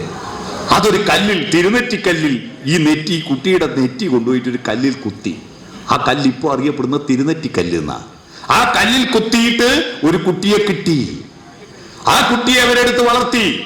ആ കുട്ടിയാണ് മുത്തപ്പൻ. പറശ്ശിനിക്കടവ് മുത്തപ്പൻ. മനസ്സിലായോ? മുത്തപ്പൻ. മുച്ചിലോട്ട് ഭഗവതി തർക്കശാസ്ത്രത്തിൽ ബ്രാഹ്മണരെ തോൽപ്പിച്ചൊരു പെണ്ണാണ്. പെണ്ണെങ്ങനെ സംസ്കൃതം പഠിക്കണോ? പഠിക്കാവോ എന്ന് ചോദിച്ചു. എന്താ പഠിച്ചാലും ഇവള് തർക്കിച്ചു. അവള് പഠിച്ചു. പഠിച്ചപ്പോ ഇവളെ എങ്ങനെയെങ്കിലും ശരിയാക്കാൻ വേണ്ടി പുരോഹിത പ്രമാണിമാർ ഇവളോട് തർക്കിക്കുമ്പോൾ ചോദിച്ചു, ഒരു പെണ്ണിന്റെ ജീവിതത്തിൽ ഏറ്റവും പരമമായ സുഖം എന്തെന്ന്. ആ സുഖം എന്തെന്ന് പറഞ്ഞപ്പോ അവൾ പറഞ്ഞത് ഒരു കുഞ്ഞിനെ ഗർഭം ധരിക്കുവാനുള്ള വേഴ്ചയാണ് ഒരു സ്ത്രീയുടെ ജീവിതത്തിൽ ഏറ്റവും പരമമായ സുഖമെന്ന്. അപ്പൊ ഉടനെ പറഞ്ഞു, കല്യാണം കഴിയാത്ത ഇവളെങ്ങനെ ആ സുഖം അറിഞ്ഞ്? ഇവള് വഴിതെറ്റിയവളാണെന്ന് പറഞ്ഞിട്ട് അവളെ കൊന്നുകളഞ്ഞു. അവളാണ് മുച്ചിലോട്ട് ഭഗവതിയായി മാറിയത്. കതിവന്നൂർ വീരൻ മനുഷ്യനാണ്. തച്ചോളി ഒബേനൻ എന്ന നാട്ടിലെ തെയ്യമാണ്, ദൈവമാണ്. മനുഷ്യൻ ദൈവമായി ഉയർത്തപ്പെടുകയാണ്. മനസ്സിനുള്ളിൽ ദൈവമിരുന്നാൽ മനുഷ്യനും ദൈവവുമൊന്ന്. അതാണ് തത്വമസി. ഈ തത്വമസിയിലൂടെ ഈ ക്ഷേത്രം തുടങ്ങിയിരിക്കുന്ന ഈ സനാതന ധർമ്മം എന്താണത്? ഈ സനാതന ധർമ്മം. അപ്പൊ സത്യത്തെ പറ്റി പറഞ്ഞു. ഇനി ധർമ്മത്തിലേക്ക് കിടക്കാം. സത്യം എന്ന് പറഞ്ഞാൽ ആത്യന്തിക സത്യമില്ല. സത്യങ്ങൾ ഒരിക്കലും പൂർണ്ണമല്ല. പൂർണ്ണമായ സത്യത്തിലേക്ക് യാത്ര ചെയ്യില്ല നമ്മുടെ ജോലി. പണ്ട് സൂര്യൻ കിഴക്ക് നിന്ന് ഉദിക്കുന്നു, പടിഞ്ഞാറ് അസ്തമിക്കുന്നു എന്ന് പറഞ്ഞിരുന്നില്ലേ? സത്യമാണോ? സത്യമല്ലല്ലോ. സൂര്യൻ ഉദിക്കുന്നുമില്ല, അസ്തമിക്കുന്നുമില്ല. ഞാൻ പരശുരാം ട്രെയിനിൽ വരുമ്പോ ഇന്ന് ഷൊർണൂരെത്തി ഒരു ഉച്ച 12:30 സമയത്താ ഷൊർണൂര്. ഭയങ്കര ചൂടിന് അവിടെ നിർത്തിയിട്ട്, കാരണം അവിടുത്തെ വടയും ഇഡ്ഡലിയും തീരുന്നവരെ വണ്ടി വിടൂലായിരുന്നു. ശേഷം മാഷ് വണ്ടി പോകുമ്പോഴാണ് കാറ്റ് കയറുക. ഞങ്ങൾക്ക് അസ്വസ്ഥമായിട്ട് എങ്ങനെയാ ഒന്ന് വണ്ടി വിട്ടെങ്കിൽ എന്ന് വെച്ചിങ്ങനെ പ്രതീക്ഷിച്ചിങ്ങനെ നിൽക്കുമ്പോൾ അതാ വണ്ടി വിട്ടു. ആശ്വാസമായി. വണ്ടി സ്പീഡായി വരിക. പക്ഷെ കാറ്റ് വരുന്നില്ല. എന്നാലും വിട്ടല്ലോ, കാറ്റ് വരുമായിരിക്കും. കുറച്ച് കഴിഞ്ഞപ്പോഴാണ് മനസ്സിലായത് തൊട്ടപ്പുറത്ത് നിർത്തിയ വണ്ടി പുറകോട്ട് പോയതാന്ന്. നമ്മളെ വണ്ടി നിന്നെടുത്ത് തന്നെയാണുള്ളത്. നമുക്ക് തോന്നി നമ്മൾ പോകുന്നതാണ്. ഇതുപോലെയാണ് സൂര്യൻ ഭൂമിയെ ചുറ്റുന്നത് തോന്നുന്നതാ. ആത്യന്തിക സത്യമല്ലത്. ആത്യന്തിക സത്യം കണ്ടെത്തുവാനുള്ള പരിശ്രമം നടത്തിക്കൊണ്ടിരിക്കുന്നതിൽ ഇന്ത്യ പരാജയപ്പെട്ടു. ഫുൾ സ്റ്റോപ്പ് ഇട്ടു. ഉപനിഷത്തിൽ പറഞ്ഞിരിക്കുന്നതിന് തുടർച്ചയുണ്ടായില്ല. രാമായണവും മഹാഭാരതവും എഴുതുന്നതിന് തുടർച്ചയുണ്ടായില്ല. രാമായണവും മഹാഭാരതവും എഴുതിയ നാട്ടിൽ ഇന്ത്യയിൽ ഒരു നോബൽ സമ്മാനം കിട്ടാത്ത എന്താ? ഇപ്പോ എല്ലാം വിദേശികൾ കൊണ്ടുവന്നു. നിങ്ങൾ നോക്കൂ, എന്തുകൊണ്ട്? ഇവിടെ ഇരിക്കുന്ന ഓരോ ആധുനിക ഉപകരണങ്ങൾ നോക്കൂ, എല്ലാം വിദേശികൾ കണ്ടുപിടിച്ചതല്ലേ. ഈ ഗ്ലാസ് കണ്ടുപിടിച്ചത് വിദേശികളാണ്. ഈ ഫാന് കണ്ടുപിടിച്ച വിദേശിയാണ്. ഈ പേന കണ്ടുപിടിച്ച വിദേശിയാണ്. ഈ ഫോൺ കണ്ടുപിടിച്ച വിദേശിയാണ്. ഈ മൈക്ക് കണ്ടുപിടിച്ച വിദേശിയാണ്. ഈ ബൾബ് കണ്ടുപിടിച്ച വിദേശിയാണ്. ഈ വാച്ച് കണ്ടുപിടിച്ച വിദേശിയാണ്. ക്യാമറ കണ്ടുപിടിച്ച വിദേശിയാണ്. കണ്ണട കണ്ടുപിടിച്ച വിദേശിയാണ്. പ്ലാസ്റ്റിക് കണ്ടുപിടിച്ച വിദേശിയാണ്. സിമന്റ് കണ്ടുപിടിച്ച വിദേശിയാണ്. എന്തേ ഇത്രയും വിവരം ഉണ്ടായിട്ട് എന്ത് പറ്റി? അവിടെയാണ് നമ്മൾ ശ്രദ്ധിക്കേണ്ടത്. നമ്മൾ ഇത്തരം അമ്പലങ്ങളിലും മനുഷ്യ സത്സംഗങ്ങളിലും ചർച്ച ചെയ്യേണ്ടത് സത്യത്തെ അന്വേഷിക്കുവാൻ ബുദ്ധിയെ വളർത്തുന്ന പ്രക്രിയയാണ് ആദ്യം വേണ്ടത്. ഭാരതത്തിലെ ആദ്യത്തെ പ്രാർത്ഥന അതാണ്. എന്താണ് ഭാരതത്തിലെ ആദ്യത്തെ പ്രാർത്ഥന? ദൈവമേ, എനിക്ക് എൻ്റെ മോക്ക് പെട്ടെന്ന് കല്യാണം നടത്തി തരണേന്നല്ല, എനിക്ക് ലോട്ടറി അടിപ്പിക്കണേന്നല്ല. ഭാരതത്തിലെ ആദ്യത്തെ പ്രാർത്ഥന പ്രകാശമേ വന്നാലും എൻ്റെ ബുദ്ധിയെ വികസിപ്പിച്ചാലും എന്നാണ്. പത്മതീർത്ഥമേ ഉണരൂ, മാനസ പത്മതീർത്ഥമേ ഉണരൂ. അഗ്നിരഥത്തിലുദിക്കുമുഷസ്സിന് അർഘ്യം നൽകൂ, ഗന്ധർവസ്വരഗംഗയൊഴുകൂ, ഗായത്രികൾ പാടൂ. സൂര്യഗായത്രി. ഓം സത് സവിതുർവരേണ്യം ഭർഗോ ദേവസ്യ ധീമഹി ധിയോ യോ ന പ്രചോദയാത്. ധീ എന്ന് പറഞ്ഞ ബുദ്ധിയാണ്. ബുദ്ധിയെ പ്രചോദിപ്പിക്കുന്ന പ്രകാശമേ വന്നാലും. മൃഗങ്ങൾക്ക് മനസ്സുണ്ട്, പക്ഷെ ബോധമില്ല. മനുഷ്യൻ വിദ്യ നേടി പ്രബോധനമുണ്ടാകുമ്പോഴാണ് മനുഷ്യനാവുന്നത്. പ്രബോധനം, പ്രകർഷേണ വികസിക്കുന്ന ബോധമാണ് പ്രബോധനം. പ്രകർഷേണ വികസിക്കുന്ന ബോധം ഉണ്ടാവണം. നമ്മളിപ്പോ എന്താ, നമുക്ക് ജോലി കിട്ടിയ പിന്നെ ഒരു മാഷും പുസ്തകം വായിക്കുന്നില്ല. ഒരു മാഷും അല്ല, ഭൂരിപക്ഷം മാഷന്മാർ ഒരു വയസ്സ്. കല്യാണം കഴിഞ്ഞാൽ ഒരു രക്ഷിതാവ് ഒരു പുസ്തകം വായിക്കുന്നില്ല. എങ്ങനെയെങ്കിലും ജോലി കിട്ടുന്നവരെ പഠിക്കുകയാണ്. പഠിക്കുന്നത് ജോലി കിട്ടാനാണെന്ന് ധരിച്ചുപോയി. എന്തിനാണ് പഠിക്കുന്നത്? പഠിക്കുന്നത് മരണം വരെ വികസിച്ചു കൊണ്ടിരിക്കാനാണ്. ആ വികാസ പ്രക്രിയയാണ് വിഷ്ണുവിന്റെ അവതാരങ്ങളുടെ കഥ. വിഷ്ണു എന്ന വാക്കിന്റെ അർത്ഥം എന്താണ്? വിഷ്ണു എന്ന് പറഞ്ഞാൽ എന്താണ്? മനുഷ്യൻ ജീവിക്കണമെങ്കിൽ അവൻ നിരന്തരം വികസിക്കണം. പ്രപഞ്ചത്തിന്റെ അടിസ്ഥാന സ്വഭാവമാണത്. സന്തനം സനാതനാനുക്രമ വികാസ പ്രപഞ്ചമേ. വിശ്വദർശനം എന്ന ജീശങ്കരക്കുറുപ്പിന്റെ കവിതയുടെ ആദ്യത്തെ വരിയാണിത്. വന്ദനം സനാതനം. സനാതനം എന്ന് പറഞ്ഞാൽ അതിന്റെ ഓപ്പോസിറ്റ് അധുനാതനം എന്നാണ്, പുതിയത്. സനാതനം എന്ന് പറഞ്ഞാൽ എല്ലാ കാലത്തേക്കുമുള്ളത്. സനാതനം അനുക്രമ വികാസ പ്രപഞ്ചമേ. പ്രപഞ്ചം അനുക്രമം വികസിച്ചുകൊണ്ടിരിക്കുന്നു.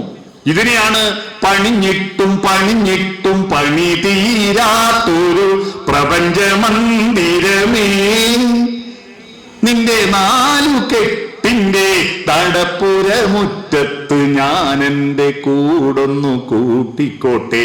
ആഹാഹാ, പാട്ടോർമ്മയുണ്ടോ? നീലഗിരിയുടെ സഖികളെ എന്ന പാട്ടില് ഈ പണിഞ്ഞിട്ടും പണിഞ്ഞിട്ടും പണിതരാത്ത വീട് എന്ന് പറഞ്ഞ ഈ പ്രപഞ്ചമാണ്. വികാസമാണ്. ആ വികാസം ആഗ്രഹിക്കുന്നവൻ, ഭക്ഷണം ആഗ്രഹിക്കുന്നവനെ ബുഭുക്ഷു എന്ന് പറയും. മോക്ഷം ആഗ്രഹിക്കുന്നവനെ മുമുക്ഷു എന്ന് പറയും. ജയം ആഗ്രഹിക്കുന്നവനെ ജിഷ്ണു എന്ന് പറയും സംസ്കൃതത്തിൽ. വിശേഷപ്പെട്ട ജയം ആഗ്രഹിക്കുന്നവനെ വിഷ്ണു എന്ന് പറയും. പിടികിട്ടിയോ? എന്താ വിഷ്ണു എന്ന് പറഞ്ഞാൽ SLC എങ്ങനെയും ജയിച്ചാൽ മതി എന്ന് വിചാരിക്കുന്നവൻ ജിഷ്ണുവാണ്. ഫുൾ A+ നേടി വിജയിക്കണം എന്ന് ആഗ്രഹിക്കുന്നവൻ വിഷ്ണുവാണ്. പിടികിട്ടിയോ? വിഷ്ണു എന്ന് പറഞ്ഞാൽ നിരന്തരം വിശേഷപ്പെട്ട ജയം ആഗ്രഹം നമുക്ക് പ്രേരണ തരുന്നവനാണ് വിഷ്ണു. അതുകൊണ്ടാണ് വിഷ്ണു ദശാവതാരങ്ങൾ എടുത്തു നോക്കിയാൽ മതി. ദശാവതാരങ്ങൾ എടുത്തു നോക്കൂ. വെള്ളത്തിൽ ജീവനുണ്ടായതാണ് മത്സ്യം. ദേവി കന്യാകുമാരി എന്ന് പറഞ്ഞൊരു സിനിമയുണ്ട്, കേട്ടില്ലേ? ദേവി കന്യാകുമാരി. ആ കന്യാകുമാരി എന്ന് പറയുന്ന സിനിമയില് മാധുരി പാടിയ മനോഹരമായ ഒരു പാട്ടുണ്ട്, കേട്ടിട്ടുണ്ടോ? കണ്ണാലിലെ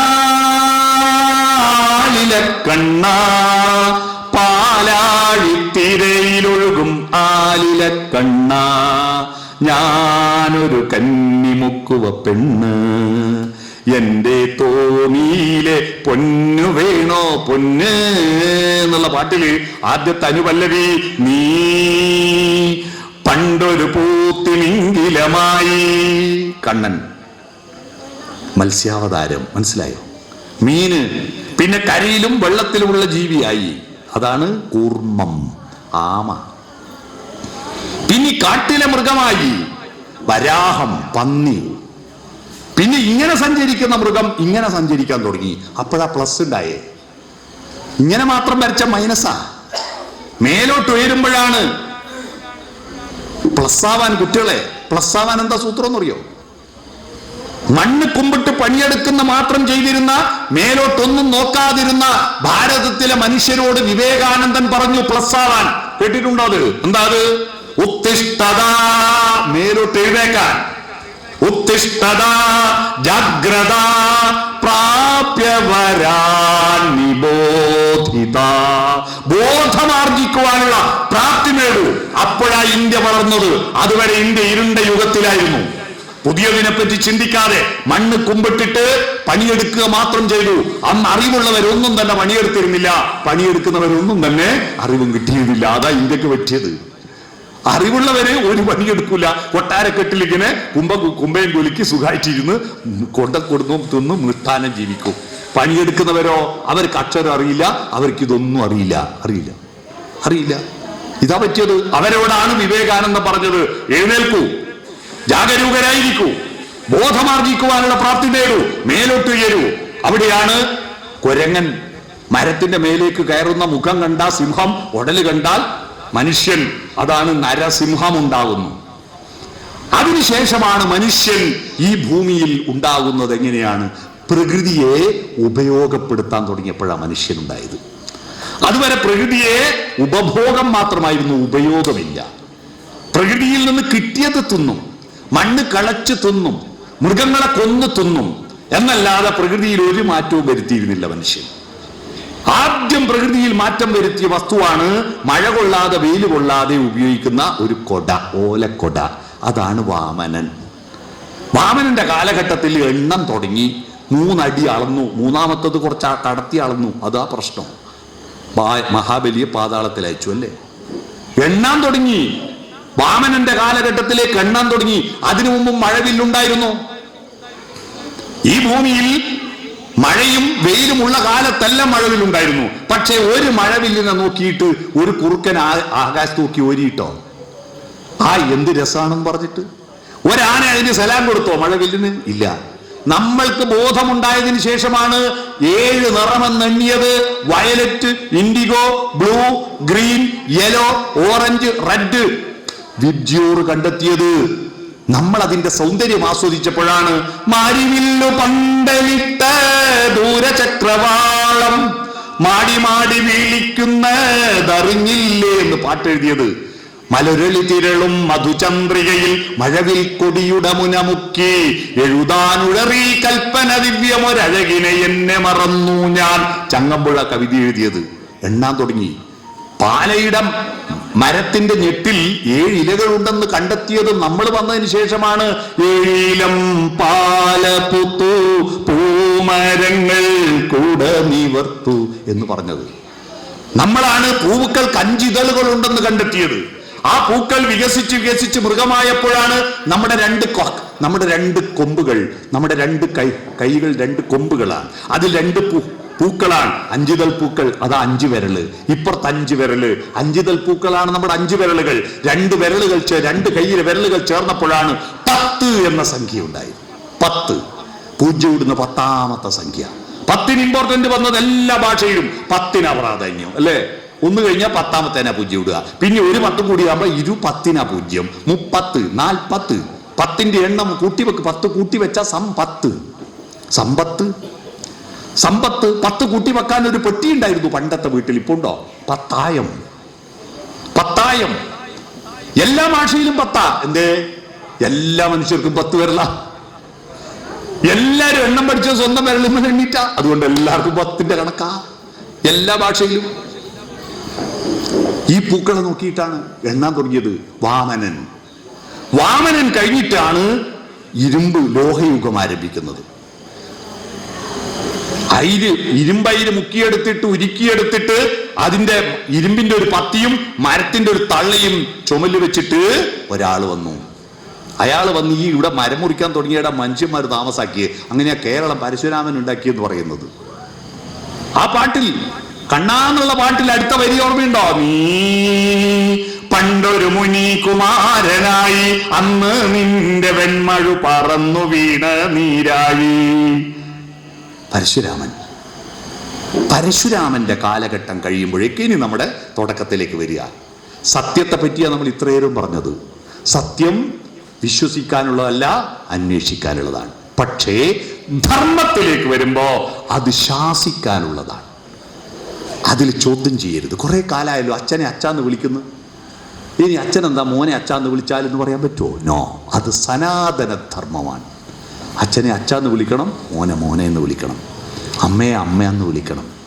ഇതില്ല പിന്നെ മനുഷ്യനുണ്ടോ? നിങ്ങൾ അറിയുമോ? പുതിയ തലമുറ അടിച്ചു പൊളിക്കുകയാണ് നമ്മുടെ ധർമ്മത്തെ. എങ്ങനെയാണെന്നറിയോ? അവരമ്പലത്തിൽ വരും, പ്രാർത്ഥിക്കും, ഭസ്മം തൊടും. പക്ഷെ ഇപ്പൊ പറയാ വിവാഹം വേണ്ട.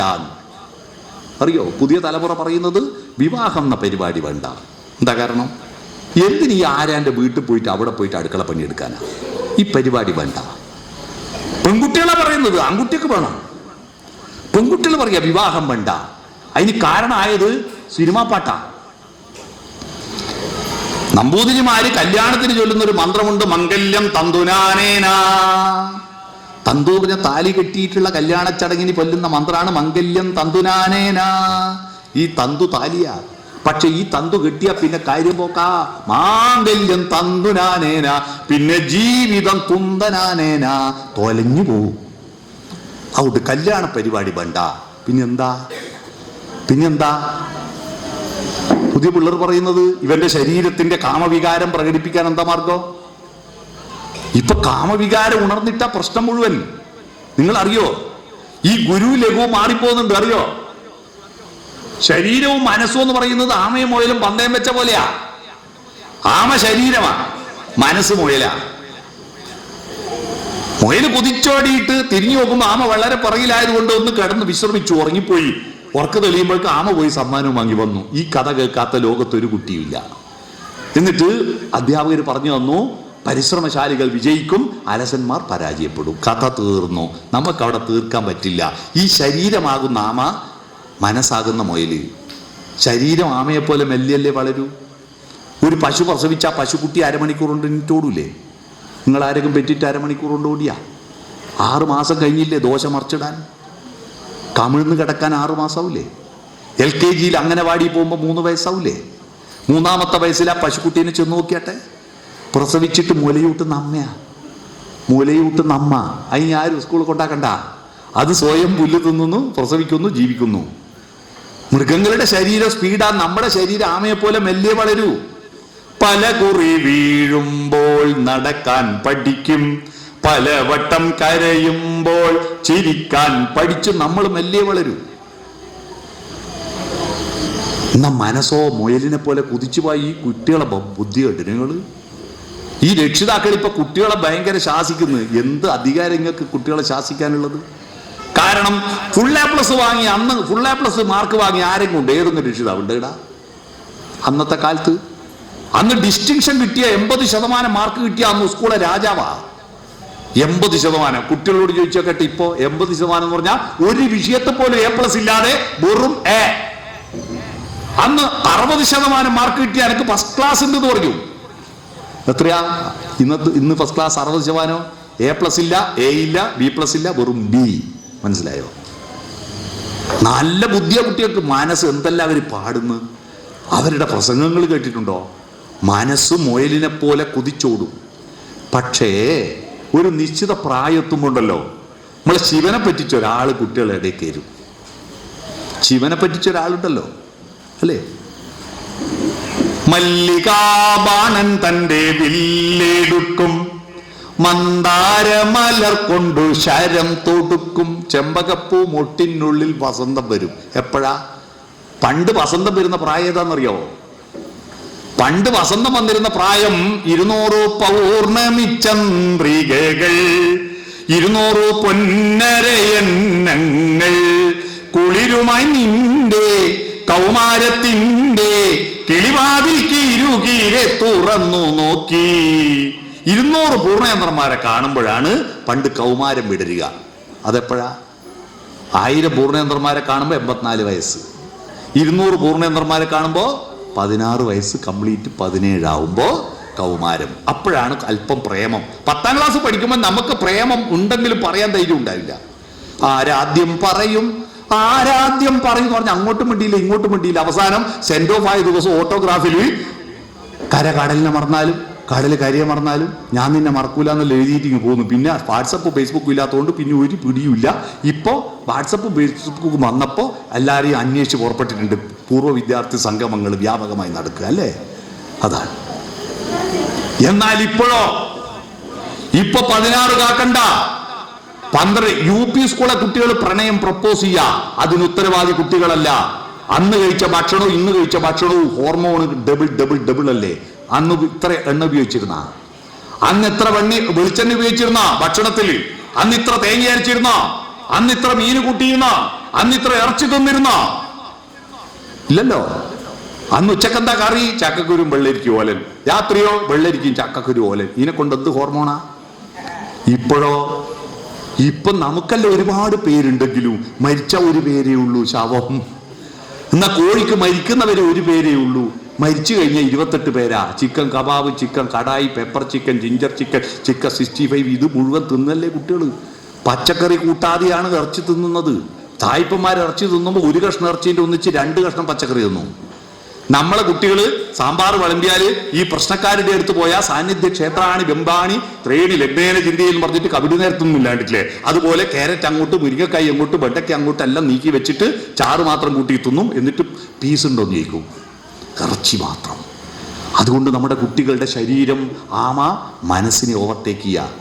ഏടുന്ന ഒരുത്തൻ ചിരിച്ചു കാണിച്ചാൽ അത് മതി, ഒരു ചിരി കണ്ടാൽ അത് മതി, ഒരു മൊഴി കേട്ടാൽ അത് മതി. അടുത്ത ദിവസം പോയി. പോളല്ല മോളെ എന്ന് പറയേണ്ട മനസ്സാകുന്ന മുയൽ ഉറങ്ങി. പോറ്റി വലുതാക്കി അച്ഛനെയും അമ്മയെയും മറക്കാവോ? മറ്റുള്ളവരുടെ സ്നേഹവും അച്ഛന്റെ അമ്മയുടെയും സ്നേഹവും തമ്മിൽ എന്താ വ്യത്യാസം? എന്താ? മറ്റെല്ലാവരും നമ്മളെ കണ്ടതിന് ശേഷമാണ് നമ്മളെ സ്നേഹിക്കാൻ തുടങ്ങിയേ. എന്നാൽ അച്ഛനമ്മമാര് നമ്മൾ ജനിക്കുന്നതിന്, ഭൂജാതരാവുന്നതിന് 9 മാസം മുമ്പേ നമ്മളെ സ്നേഹിക്കാൻ തുടങ്ങിയവരാണ് അച്ഛനമ്മമാര്. ഈ കാര്യം പറഞ്ഞു കൊടുക്കണ്ട മുയൽ കിടന്നുറങ്ങി, ശരീരം പോയി. ആമ പോയിട്ട് 1 കൊല്ലം കഴിയുമ്പോൾ ട്രോഫി വാങ്ങി വരും. ശരീരം പോയിട്ട് ഒന്നിനെ എടുത്ത് വരൂല്ലേ, ഓൻ കഞ്ചാവാന്ന് പറഞ്ഞു വരും. ഇതിപ്പോ പ്രശ്നം. ലിവിങ് ടുഗദർ, ഇതാണ് പുതിയത്. ശരീരത്തിന് മതി, മനസ്സിന് വേണ്ട. വിവാഹം എന്ന് പറയുന്നത് 2 ശരീരങ്ങൾ ഇണചേരാൻ വേണ്ടിയിട്ടുള്ള സൂത്രമാണെന്ന ധാരണ തിരുത്തണം. 2 ആത്മാക്കൾ പരസ്പരം കൂട്ടിച്ചേർക്കുകയാണ്, 2 വികാരങ്ങൾ ചേരുകയാണ്, 2 സംസ്കാരങ്ങൾ ചേരുകയാണ്. അതിനുവേണ്ടിയാണ് കുടുംബക്കാരെ വിളിക്കുന്നത്, നിശ്ചയം നടത്തുന്നത്. 2 സംസ്കാരങ്ങൾ ചേരുകയാണ്. അങ്ങനെ ചേർന്നിട്ട് ഒരു തീസിസും ആന്റി തീസിസിലൂടെ ഒരു സിന്തസിസ് ഉണ്ടാവുന്ന പ്രക്രിയയാണ് പരിപാവനമാം വിവാഹമേ. ആശാന്റെ സീതാകാവ്യത്തിൽ പറയുന്ന, സീത പറയുന്നു, പരിപാവനമാം വിവാഹമേ ശ്രുതിമന്ദാര മനോജ്ഞ പുഷ്പമായി ക്ഷിതിയിൽ കുളിരേകി നിൻ ഗതി കാൺക എത്ര അധപ്പതിച്ചു നീ എന്ന് 1 നൂറ്റാണ്ട് മുമ്പ് ആശാൻ പറഞ്ഞത് ഇപ്പൊ കറക്റ്റായില്ലേ? ഇപ്പൊ ലിവിങ് ടുഗദറാ. എന്നിട്ട് കുറച്ചു കാലം ഒന്നിച്ചിണ ചേർന്ന് ജീവിച്ച് അവസാനം വേണ്ടാ തോന്നിയ 2 വഴിക്ക് പോവാ. അതിലുണ്ടായ മക്കളെ ഓന്റെ അച്ഛൻ നോക്കുവോ? ആലോചിച്ചോക്ക്. ഇനി പഞ്ചായത്ത് മെമ്പർമാരില്ല ഇവിടെ? പഞ്ചായത്ത് ഇനി അടുത്ത പ്രൊജക്ട് വെക്കേണ്ടത് എന്തായിരിക്കും എന്നറിയാം? ലിവിങ് ടുഗദറിൽ ഉണ്ടാകുന്ന കുട്ടികളെ, അനാഥ കുട്ടികളെ പോറ്റാൻ പ്രത്യേക അനാഥ മന്ദിരം ഉണ്ടാക്കേണ്ടി വരും. അച്ഛൻ, അമ്മ, സ്നേഹം, സഹോദരൻ, സഹോദരി എന്ന ബന്ധത്തിന്റെ മൂല്യം നമ്മളെ ബോധ്യപ്പെടുത്തുമ്പോഴാ സംസ്കാരം ഉണ്ടായത്. അതാ രാമായണം എന്ന കാവ്യം. പരശുരാമൻ കഴിഞ്ഞാൽ പിന്നെ ശ്രീരാമൻ എന്താണ്? മാതാപിതൃബന്ധത്തിന്റെ, സത്യത്തിന്റെ മൂല്യം. കൈകേയിക്കൊരു വരം കൊടുക്കാമെന്ന് പറഞ്ഞുപോയി. ഇനി അത് തിരുത്താൻ പറ്റില്ല മോനെ രാമ. യുദ്ധത്തിന് പോകുമ്പോ കൈകേയി യുദ്ധത്തേർത്തട്ടിലിരുന്ന് യുദ്ധം കാണുമ്പോ ചക്രത്തിന് പിടിപ്പിച്ചിരിക്കുന്ന ആണിക്കാൽ ഊരിപ്പോയപ്പോ വിരല് വെച്ചിട്ട് രക്ഷപ്പെടുത്തിയതിൽ 2 വരം ചോദിച്ചോ എന്ന് പറഞ്ഞു. അപ്പൊ കൈകേയി പറഞ്ഞു, തൽക്കാലം അത് അക്കൗണ്ടിൽ ഇട്ടോ, പിന്നെ ചോദിച്ചോളാം. ആ അക്കൗണ്ടിൽ നിന്ന് പലിശയും കൂട്ടുപലിശയും അടക്കം കൈകേയി വിഡ്രോ ചെയ്തു. ഭരതനെ രാജാവാക്കണം, രാമനെ കാട്ടിലേക്കണം. ഇതാ പറഞ്ഞത്. ഭാര്യക്ക് എന്തോ കൊടുക്കണം തീരുമാനിച്ചാൽ പിന്നേക്ക് വെക്കരുത്, അപ്പൊ തന്നെ കൊടുത്ത് സബൂറാക്കണം. പിന്നേക്ക് വെച്ച ആപത്താ കേട്ടോ. അങ്ങനെ ദശരഥനാകെ തകർന്നു പോയിട്ട് രാമനെ കാണാൻ വേണ്ടി വിളിക്കുന്നു. അതുകൊണ്ട് എനിക്ക് സത്യം ലംഘിക്കാൻ പറ്റില്ല, പക്ഷെ നിനക്ക് ഒരു സത്യമുണ്ട്. ക്ഷത്രിയന്മാർക്ക് ആയുധവും ശക്തിയുമാണ് പ്രധാനം. നീ എന്നെ പിടിച്ച് കാരാഗൃഹത്തിലിടുക, എന്നാ ഞാൻ എന്ത് ചെയ്യാനെന്ന് പറയാലോ. എന്നിട്ട് നീ അഭിഷേകം നടത്തണം, നാളെ അഭിഷേകം ഇളമയായി ചെയ്യണമെന്ന് പറഞ്ഞപ്പോ രാമൻ ദശരഥനോട് പറയുന്നു, 3 തരം മക്കളെ പറ്റി പറയുന്നുണ്ട് കേട്ടോ രാമായണത്തിൽ. 3 തരം മക്കളുണ്ട്. ഒന്ന്, താതകാര്യം അനാജ്ഞപ്തമാകിലും മോദേന ചെയ്യുന്ന സുതൻ ഉത്തമനാണ്, ആത്മജൻ ഉത്തമനാണ്. അച്ഛൻ അനാജ്ഞപ്തം, ആജ്ഞാപിക്കാതെ, അച്ഛൻ ഉപദേശിക്കാതെ നിർദ്ദേശിക്കാതെ കാര്യങ്ങൾ ചെയ്തു കൊടുക്കുന്ന മകനാണ് ഉത്തമ മകൻ. രണ്ടാമത്തത്, താതൻ നിയോഗത്താൽ ചെയ്യുന്നവൻ മധ്യമൻ. അച്ഛൻ പറഞ്ഞിട്ട് അതനുസരിക്കുന്നവൻ മധ്യമപുത്രനാണ്. മൂന്നാമത്തത്, താതൻ നിയോഗിച്ചിട്ടും ഇക്കാര്യം എന്നാലെ കർത്തവ്യമല്ലെന്ന് വെച്ചടങ്ങുന്നവൻ. അച്ഛൻ പറഞ്ഞിട്ടും അത് കേൾക്കാത്തവൻ ആരായിരിക്കും? പറയാണ്ട് ചെയ്യുന്നവൻ ഉത്തമൻ, പറഞ്ഞിട്ട് ചെയ്യുന്നവൻ മധ്യമൻ, പറഞ്ഞിട്ടും ചെയ്യാത്തവൻ ആരായിരിക്കും? അധമൻ അല്ലേ? അല്ല, അവിടെയാ ശ്രദ്ധിക്കേണ്ടത്. അധമനല്ല. രാമായണം ഒന്നുകൂടി എടുത്തു നോക്കൂ. പിത്രോർ മലമെന്ന് ചൊല്ലുന്നു സത്തുക്കൾ, അത് മകനല്ല മലമാണെന്ന്. മനസ്സിലായോ? അച്ഛൻ പറഞ്ഞിട്ട് കേൾക്കാത്തവൻ മകനല്ല മലമാണ്. നിങ്ങളെ വീട്ടിൽ എത്ര മലം ഉണ്ട് എന്നൊന്ന് പരിശോധന നടത്തുക. മനസ്സിലായോ? ഈ രാമായണം വായിക്കുന്നത് രാമനെ ബോധ്യപ്പെടുത്താനല്ല, നമ്മൾക്ക് ബോധ്യപ്പെടാനാ. രാമായണം കേട്ടിട്ട് പോണോ രാമൻ നന്നാവാൻ? നമ്മൾക്ക്, കുടുംബക്കാർക്ക് ബോധ്യപ്പെടണം. മനസ്സിലായോ? പിതാപുത്ര ബന്ധത്തിന്റെ കരുത്തെന്തെന്ന് അതിലുണ്ട്. ഇനി അവിടെ മാത്രമാണോ? അടുത്ത നോക്കൂ, അമ്മയും മകനും തമ്മിലുള്ള ബന്ധം നോക്കൂ. രാമനും സീതയും കാട്ടിലേക്ക് പുറപ്പെടുമ്പോ ലക്ഷ്മണൻ തന്റെ അമ്മയുടെ അനുവാദം വാങ്ങാൻ പോകുന്ന രംഗമുണ്ട്. സുമിത്ര, ആ സുമിത്ര ലക്ഷ്മണനോട്, ലക്ഷ്മണൻ പോകേണ്ട ഒരു ആവശ്യമില്ല അല്ലേ? മറ്റാൾ പോവാൻ നിർബന്ധിതനായതാണ്. രാമൻ പോകും, ഭർത്താവിന്റെ കൂടെ തന്നെ സീതയും പോകും. ലക്ഷ്മണനോട് ആരും പോകാൻ പറഞ്ഞിട്ടില്ല. പക്ഷെ ലക്ഷ്മണനാണ് ആദ്യത്തെ ലോകത്തിലെ വളണ്ടിയർ. ആരാ? ലക്ഷ്മണനാ. വോളണ്ടിയർ എന്ന് പറഞ്ഞാൽ സ്വയം സന്നദ്ധനായി കാര്യങ്ങൾ ഏറ്റെടുക്കുന്നതിനെയാണ് വളണ്ടിയർ എന്ന് പറയാ. ലോകത്തിലെ ആദ്യത്തെ വളണ്ടിയർ ലക്ഷ്മണനാണ്. ലക്ഷ്മണൻ പോവാൻ പുറപ്പെട്ടപ്പോ അമ്മ ലക്ഷ്മണനെ വിളിച്ചിട്ട് പറഞ്ഞു, മോനെ, ആ പറഞ്ഞ കാര്യമാണ് രാമായണത്തിലെ ഉത്തമ ശ്ലോകമെന്ന് വരരുചി വിക്രമാദിത്യ സദസ്സിൽ പറഞ്ഞിട്ടുണ്ട്. രാമം ദശരഥം വിദ്ധിം മാം വിദ്ധിം ജനകാത്മജം അയോധ്യാമടവിം വിദ്ധിം ഗച്ഛതാദയഥാസുഖം. നീ കാട്ടിലെത്തിയ രാമനെ ദശരഥന് തുല്യമായിട്ട് അച്ഛനായിട്ട് കാണണം. മാം വിദ്ധിം ജനകാത്മജം, സീതാദേവി അമ്മയായിട്ട് കാണണം. അയോധ്യാമടവിം വിദ്ധിം, കാടിനെ അയോധ്യയായി കാണണം. മകനെ സ്വീകരിച്ചു പോയി വരിക. ഈ അമ്മയുടെ ഉപദേശം ലക്ഷ്മണൻ സ്വീകരിച്ചോ? സ്വീകരിച്ചു എന്നുള്ളതിൻ്റെ ഒരു തെളിവ് തരാം. സ്വീകരിച്ചു എന്നുള്ളതിന് തെളിവ് തരാം. എന്താ? സീതയെ രാവണൻ മോഷ്ടിച്ചു കൊണ്ടുപോകുമ്പോൾ സീതയുടെ കയ്യിൽ അനസൂയാദേവി കൊടുത്തിരിക്കുന്ന കുറച്ച് ആഭരണങ്ങൾ ഉണ്ടായിരുന്നു. അത്രി മഹർഷിയുടെ ഭാര്യ അനസൂയാദേവി 10,000 വർഷം തപസ് ചെയ്തിട്ട് കിട്ടിയ വരദാനമാണ് അംഗരാഗങ്ങളും മാലകളും ആടകൾ പണ്ടങ്ങൾ. അത് മുഴുവൻ സീതയെ അണിയിച്ചിട്ടാണ് അയക്കുന്നത്. സീത കൊട്ടാരത്തിൽ നിന്നൊന്നും എടുത്തിട്ടില്ല. അനസൂയാദേവി കൊടുത്ത ആഭരണങ്ങളുണ്ട്. ഈ ആഭരണങ്ങൾ സീത ആകാശത്ത് വെച്ച് തന്റെ ഉത്തരീയം പൊരിച്ച് ചീന്തി അതിൽ കെട്ടിയിട്ട് ഇങ്ങനെ പോകുമ്പോഴാ ഋഷ്യമുഖാചലത്തിന്റെ മേലെ എത്തിയപ്പോ 3 വാനരന്മാർ നിൽക്കുന്നു. അവരുടെ നടുക്കിട്ട് കൊടുത്തു. വാനരന്മാർക്ക് അറിയില്ല ഇത് ആരാ കൊണ്ടുപോയി ആരാ ഇട്ടതെന്ന്. അവരത് സൂക്ഷിച്ചു വെച്ചു. സീതാന്വേഷണത്തിനായി രാമലക്ഷ്മണന്മാർ ഋഷ്യമുഖാചലത്തെത്തി സുഗ്രീവനുമായി സഖ്യം ചെയ്തപ്പോഴാ സുഗ്രീവൻ ജാമ്പവാനും ഹനുമാനും പറഞ്ഞത്, ഞങ്ങൾക്കിങ്ങനെ ഒരു കെട്ട് കിട്ടിയിട്ടുണ്ട്, അത് നിങ്ങളുടെ ഭാര്യ സീതയുടെ ആഭരണങ്ങളാണെങ്കിൽ ഇങ്ങോട്ടാ കൊണ്ടുപോയി രാവണൻ, തെക്കോട്ടാ കൊണ്ടുപോയി, ഉറപ്പാ. അങ്ങനെ ഈ കിഴി തുറന്നു നോക്കിയപ്പോൾ തൻ്റെ ഭാര്യയുടെ ആഭരണങ്ങൾ കണ്ട് രാമൻ നിലവിളിക്കുക. ആഭരണങ്ങളോട് പറയാ, എന്നെപ്പോലെ നിങ്ങളും നിങ്ങളുടെ യജമാനത്തെ ഉപേക്ഷിച്ച് കളഞ്ഞോ ആഭരണങ്ങളെ എന്ന് പറഞ്ഞ് കരയുന്നുണ്ട്. എന്നിട്ട് ഇയാൾക്ക് കണ്ണുകളെ വിശ്വസിക്കാൻ പറ്റാഞ്ഞിട്ട് ലക്ഷ്മണനെ വിളിച്ചിട്ട് ചോദിച്ചു, ലക്ഷ്മണ, ഇത് നിന്റെ ജ്യേഷ്ഠത്തിയുടെ കമ്മലല്ലേ? അയ്യോ, ഞാൻ കണ്ടിട്ടില്ല ജ്യേഷ്ഠ, എനക്കറിയില്ല. മാല നോക്കി, അതെനിക്കറിയില്ല. വള നോക്കി, എനിക്കറിയില്ല. അരഞ്ഞാണം എനിക്കറിയില്ല. ഒഡ്യാണം എനിക്കറിയില്ല. കൊരലാരം എനിക്കറിയില്ല. ഇതൊന്നും എനിക്കറിയില്ല. അവസാനം പാദസരങ്ങൾ കൊലുസ് കാണിച്ചപ്പോ ലക്ഷ്മണൻ പറഞ്ഞു, ഇത് ജ്യേഷ്ഠത്തിയുടെ തന്നെയാ. കാരണം എപ്പോഴും മാതൃതുല്യായിരിക്കുന്നവരെ ഞാൻ പുഷ്പങ്ങൾ സമർപ്പിച്ച് പാദങ്ങൾ തൊഴാറുണ്ട്. അപ്പൊ ഞാൻ ഈ പാദസരം കണ്ടിട്ടുണ്ട്. ഇതാണ് ജ്യേഷ്ഠന്റെ ഭാര്യയും അനുജനും തമ്മിലുള്ള ധാർമ്മികത. കല്യാണം കഴിഞ്ഞിട്ട് ഏട്ടൻ കല്യാണം കഴിച്ച് കൊണ്ടുവരുമ്പോ തന്നെ ഏടത്തിയമ്മേന്റെ കയ്യിലെ വളയന്റെയും നെക്ലേസിന്റെ വലുപ്പം ഉണ്ടെന്ന അനിയനല്ല. മനസ്സിലായോ? ധാർമ്മികത, കുടുംബ ബന്ധത്തിന്റെ ധാർമ്മികത ഇനിയും തീർന്നിട്ടില്ല. ജ്യേഷ്ഠന്റെ ഭാര്യയല്ല, അനുജന്റെ ഭാര്യയോട് രാമൻ കാണിച്ചതെന്താ? ശ്രീകണ്ഠൻ നായരുടെ നാടകത്രയത്തെ ഉണ്ട്, കേട്ടിട്ടുണ്ടോ? ലക്ഷ്മി എന്നൊക്കെ പറഞ്ഞിട്ട് 3 നാടകങ്ങളുണ്ട്. ആ നാടകത്തിൽ എന്നെ കരയിച്ചൊരു ഭാഗമുണ്ട്. രാവണവധം കഴിഞ്ഞ് തിരിച്ചെത്തിയ രാമൻ അർദ്ധരാത്രിയിൽ അന്തഃപുരത്തിലേക്ക് പോകുന്ന രംഗമുണ്ട്. സീതയുടെ അന്തഃപുരത്തിലേക്കല്ല. എന്താ? ഈ ലക്ഷ്മണൻ കാട്ടിലേക്ക് പോകുമ്പോ രാമന്റെ കൂടെ സീതയുണ്ട്, പക്ഷെ ലക്ഷ്മണന്റെ കൂടെ ഊർമിളയില്ല. 10-14 സംവത്സരം ഈ ലക്ഷ്മണൻ കാട്ടിൽ നിന്ന് ഭക്ഷണം കഴിച്ചോ, ഉണ്ടോ, ഉറങ്ങിയോ, കാട്ടുതീയിൽപ്പെട്ട് മരിച്ചുപോയോ, മൃഗങ്ങൾക്ക് ഭക്ഷണമായോ, രാക്ഷസന്മാർ പിടിച്ചു വിഴുങ്ങിയോ എന്നൊന്നും അറിയാതെ ഇപ്പൊ ഗൾഫിൽ ഭർത്താവ് പോയ 4 ദിവസം കൊണ്ട് വീഡിയോ കോൾ ചെയ്തിട്ടില്ല. ഈടുള്ള പ്രശ്നം എന്താ?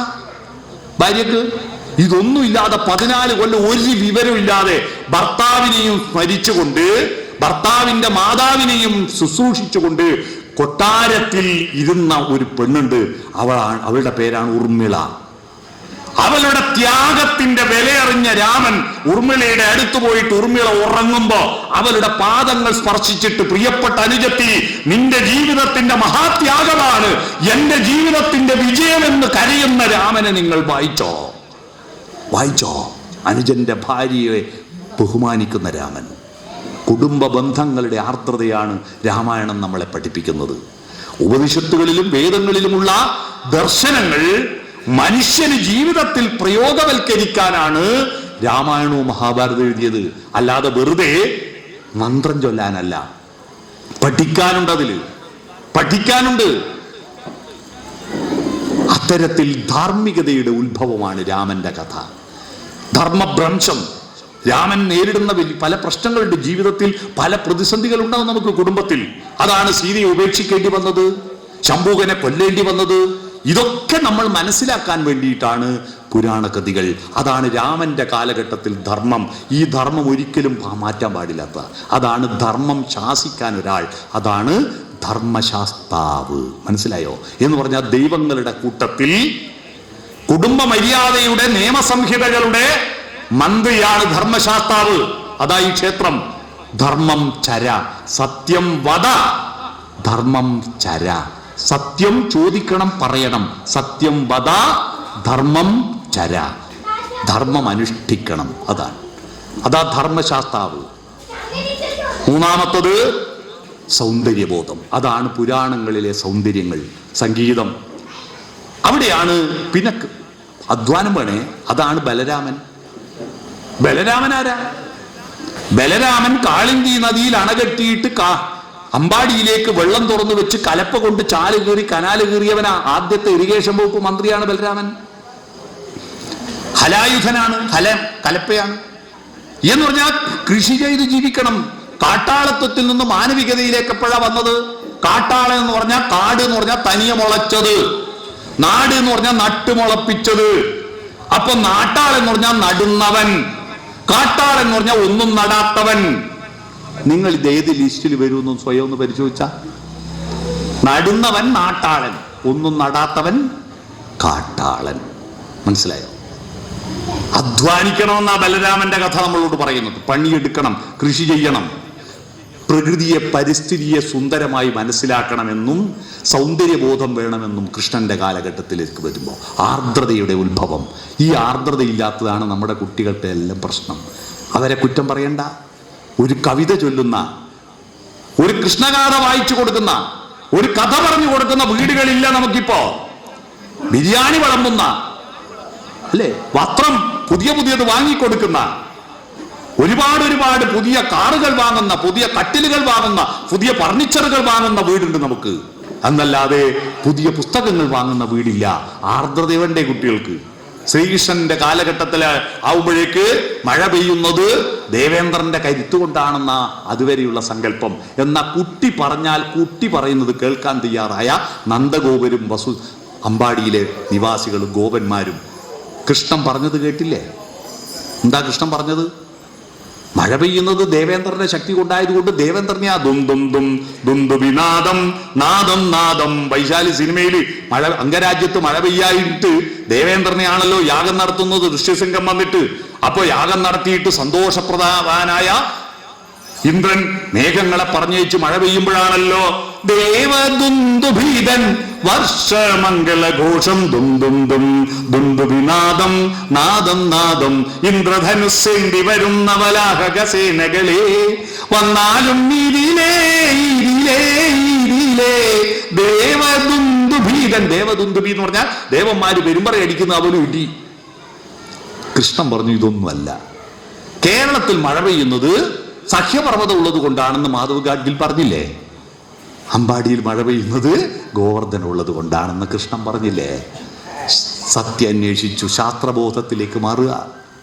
അന്ധവിശ്വാസത്തിനെതിരായിട്ടുള്ള ആദ്യത്തെ പ്രഖ്യാപനമായിരുന്നു മഴ പെയ്യുന്നത് പർവ്വതമുള്ളത് കൊണ്ടാണ്, അതുകൊണ്ട് പൂജിക്കുന്നത് പർവ്വതത്തെ ആയിരിക്കണമെന്നത്.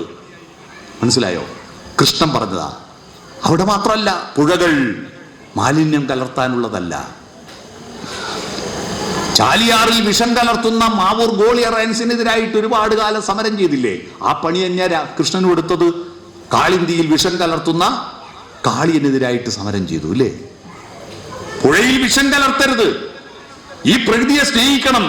നിങ്ങൾ ഈ അമ്പലത്തിൽ വന്നിട്ട് കുട്ടികൾ തിരിച്ചു പോകുമ്പോ ബിങ്കോ, ഓക്കെ, ലേസ്, ഐസ് ഇതെല്ലാം വാങ്ങിയിട്ട് അതിന്റെ പാക്കറ്റ് മുഴുവൻ ഈ അമ്പലത്തിന്റെ ചുറ്റുവട്ടം ചെതറിക്കിടക്കുന്നുണ്ടെങ്കിൽ നിങ്ങൾ കൃഷ്ണഭക്തനല്ല, നിങ്ങൾ കൃഷ്ണഭക്തരല്ല.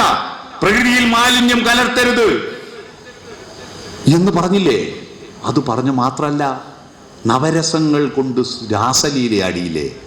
ശൃംഗാരത്തിന് 16,000 ഭാവങ്ങൾ, ബാക്കി 8 രസം. കരുണം, വീര്യം, ശൃംഗാരം, ബീഭത്സം, അത്ഭുതം, ഹാസം, ശാന്തം, ഭയാനകം എന്ന് പറഞ്ഞു 9 രസങ്ങളിൽ ശൃംഗാര രസത്തിന്റെ 16,000, ബാക്കി 8, 16,000 + 8, 16,008 രസങ്ങൾ കൊണ്ട് മഹാരാസലീല, മഹാരാസലീല രസങ്ങൾ കൊണ്ട് നൃത്തം ചെയ്തു.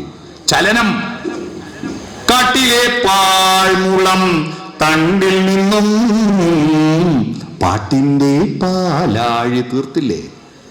രാഗങ്ങൾ ഉണ്ടാക്കി, സംഗീതമുണ്ടാക്കി, നൃത്തം ചെയ്തു, പണിയെടുത്ത് ജീവിക്കാൻ പശുവിനെ പോറ്റാൻ പറഞ്ഞു. അവസാനം മരിക്കുമ്പോഴും പശുക്കളെയും കൊണ്ട് കാട്ടിൽ പോയിട്ടാണ് ആ കാട്ടാളന്റെ അമ്പ് കൊണ്ടിട്ട് കൃഷ്ണൻ സ്വർഗാരോഹണം പോകുന്നത് അല്ലേ? കഥ അറിയാലോ, ഞാനിവിടെ പറയുന്നില്ല. കൊണ്ടത്തരുന്നു തിന്നിട്ട് ഇങ്ങനെ മുഷ്ടാനെന്ന് ഇരിക്കലല്ല ദൈവത്തിന്റെ പണി. ദൈവവും പണിയെടുക്കുന്നു, ദൈവവും പണിയെടുക്കുന്നുണ്ടെന്ന് ഇന്ത്യക്കാരോട് പറഞ്ഞൊരു കൃതിയുണ്ട്. ആ കൃതിക്കാണ് ഇന്ത്യയിൽ ആദ്യത്തെ നോബൽ സമ്മാനം കിട്ടിയത്. ഗീതാഞ്ജലി, രവീന്ദ്രനാഥ് ടാഗോറിന്റെ ഗീതാഞ്ജലി. അതിനുശേഷം വേറെ ഒരു കൃതിക്കും ഇന്ത്യയിൽ നോബൽ സമ്മാനം കിട്ടിയിട്ടില്ല. അതിലെന്താ പറഞ്ഞ? സാക്ഷാൽ പ്രഭുവും സർഗത്തുടലാൽ കെട്ടുപിണഞ്ഞു കിടപ്പൂ, മതിനിൻ ധ്യാനം മാറ്റൂ പൂജാപാത്രം, വസ്ത്രം കീറി മുഷിഞ്ഞതു മതി, നീ അദ്ദേഹത്തോട് കർമ്മവൃതിയായി ചേരൂ, വേർപ്പൊഴുകട്ടെ വേർപ്പൊഴുകട്ടെ വേർപ്പൊഴുകട്ടെ. അധ്വാനിക്കുമ്പോഴാണ് മനുഷ്യനുണ്ടാവുന്നത്, ഉണ്ടാക്കി ഉണ്ണുമ്പോഴാണ് മനുഷ്യനായത്. ഇതാണ് ടാഗോർ പറഞ്ഞത്. പണിയെടുക്കണമെന്ന് പറഞ്ഞു, കൃഷി ചെയ്യണമെന്ന് പറഞ്ഞു, പശുവിനെ പോറ്റണമെന്ന് പറഞ്ഞു, തൈര് കലക്കണമെന്ന് പറഞ്ഞു, വെണ്ണ ഉണ്ടാക്കണമെന്ന് പറഞ്ഞു, അത് വിപണനം ചെയ്യണമെന്ന് പറഞ്ഞു. ഇതാണ് കൃഷ്ണന്റെ കാലഘട്ടം, ഇതാണ് വികാസം, ഇതാണ് വിഷ്ണു. അട്ടഹാസത്തിൽ നിന്ന് മെല്ലെ പറയണമെന്ന് പറഞ്ഞു കൃഷ്ണൻ അല്ലേ? നിഷാദത്തിൽ നിന്ന് ഷഡ്ജത്തിലേക്ക് വരണമെന്ന് പറഞ്ഞു. നിഷാദം എന്താ? നിഷാദം സപ്തസ്വരങ്ങളിൽ നീ നിഷാദം. ഷഡ്ജം, ഋഷഭം, ഗാന്ധാരം, മധ്യമം, പഞ്ചമം, ദൈവതം, നിഷാദം. നിഷാദനാരാ? കാട്ടാളൻ. മാ നിഷാദ, അരുത് കാട്ടാള. കാട്ടാളന്റെ ഒച്ചയാണ് നിഷാദം. നിങ്ങളെ വീട്ടിൽ നിഷാദമാണോ ഷഡ്ജാണോ ഉള്ളത്? സ്കൂൾ ബസ് വരേണ്ട സമയമായി, പയ്യൻ എഴുന്നേറ്റിട്ടില്ല, അടുപ്പത്തൊന്നും ആയിട്ടില്ല. ഇതാണ് മിക്ക വീട്ടിൽ നിന്നും രാവിലെ കേൾക്കുന്ന കാട്ടാളത്വമാണ്, കാട്ടാളത്വമാണ്. അതിനു പകരം ഒറ്റക്കമ്പീനാദം മാത്രം മൂളും വീണാഗാനം. ദൈവങ്ങൾ മന്ത്രങ്ങളിലാണ്. മന്ത്രങ്ങളിൽ എല്ലാ ദൈവങ്ങളും എന്താ മന്ത്രം? നാദമാണ്. നാദാത്മികേ എന്നാണ്.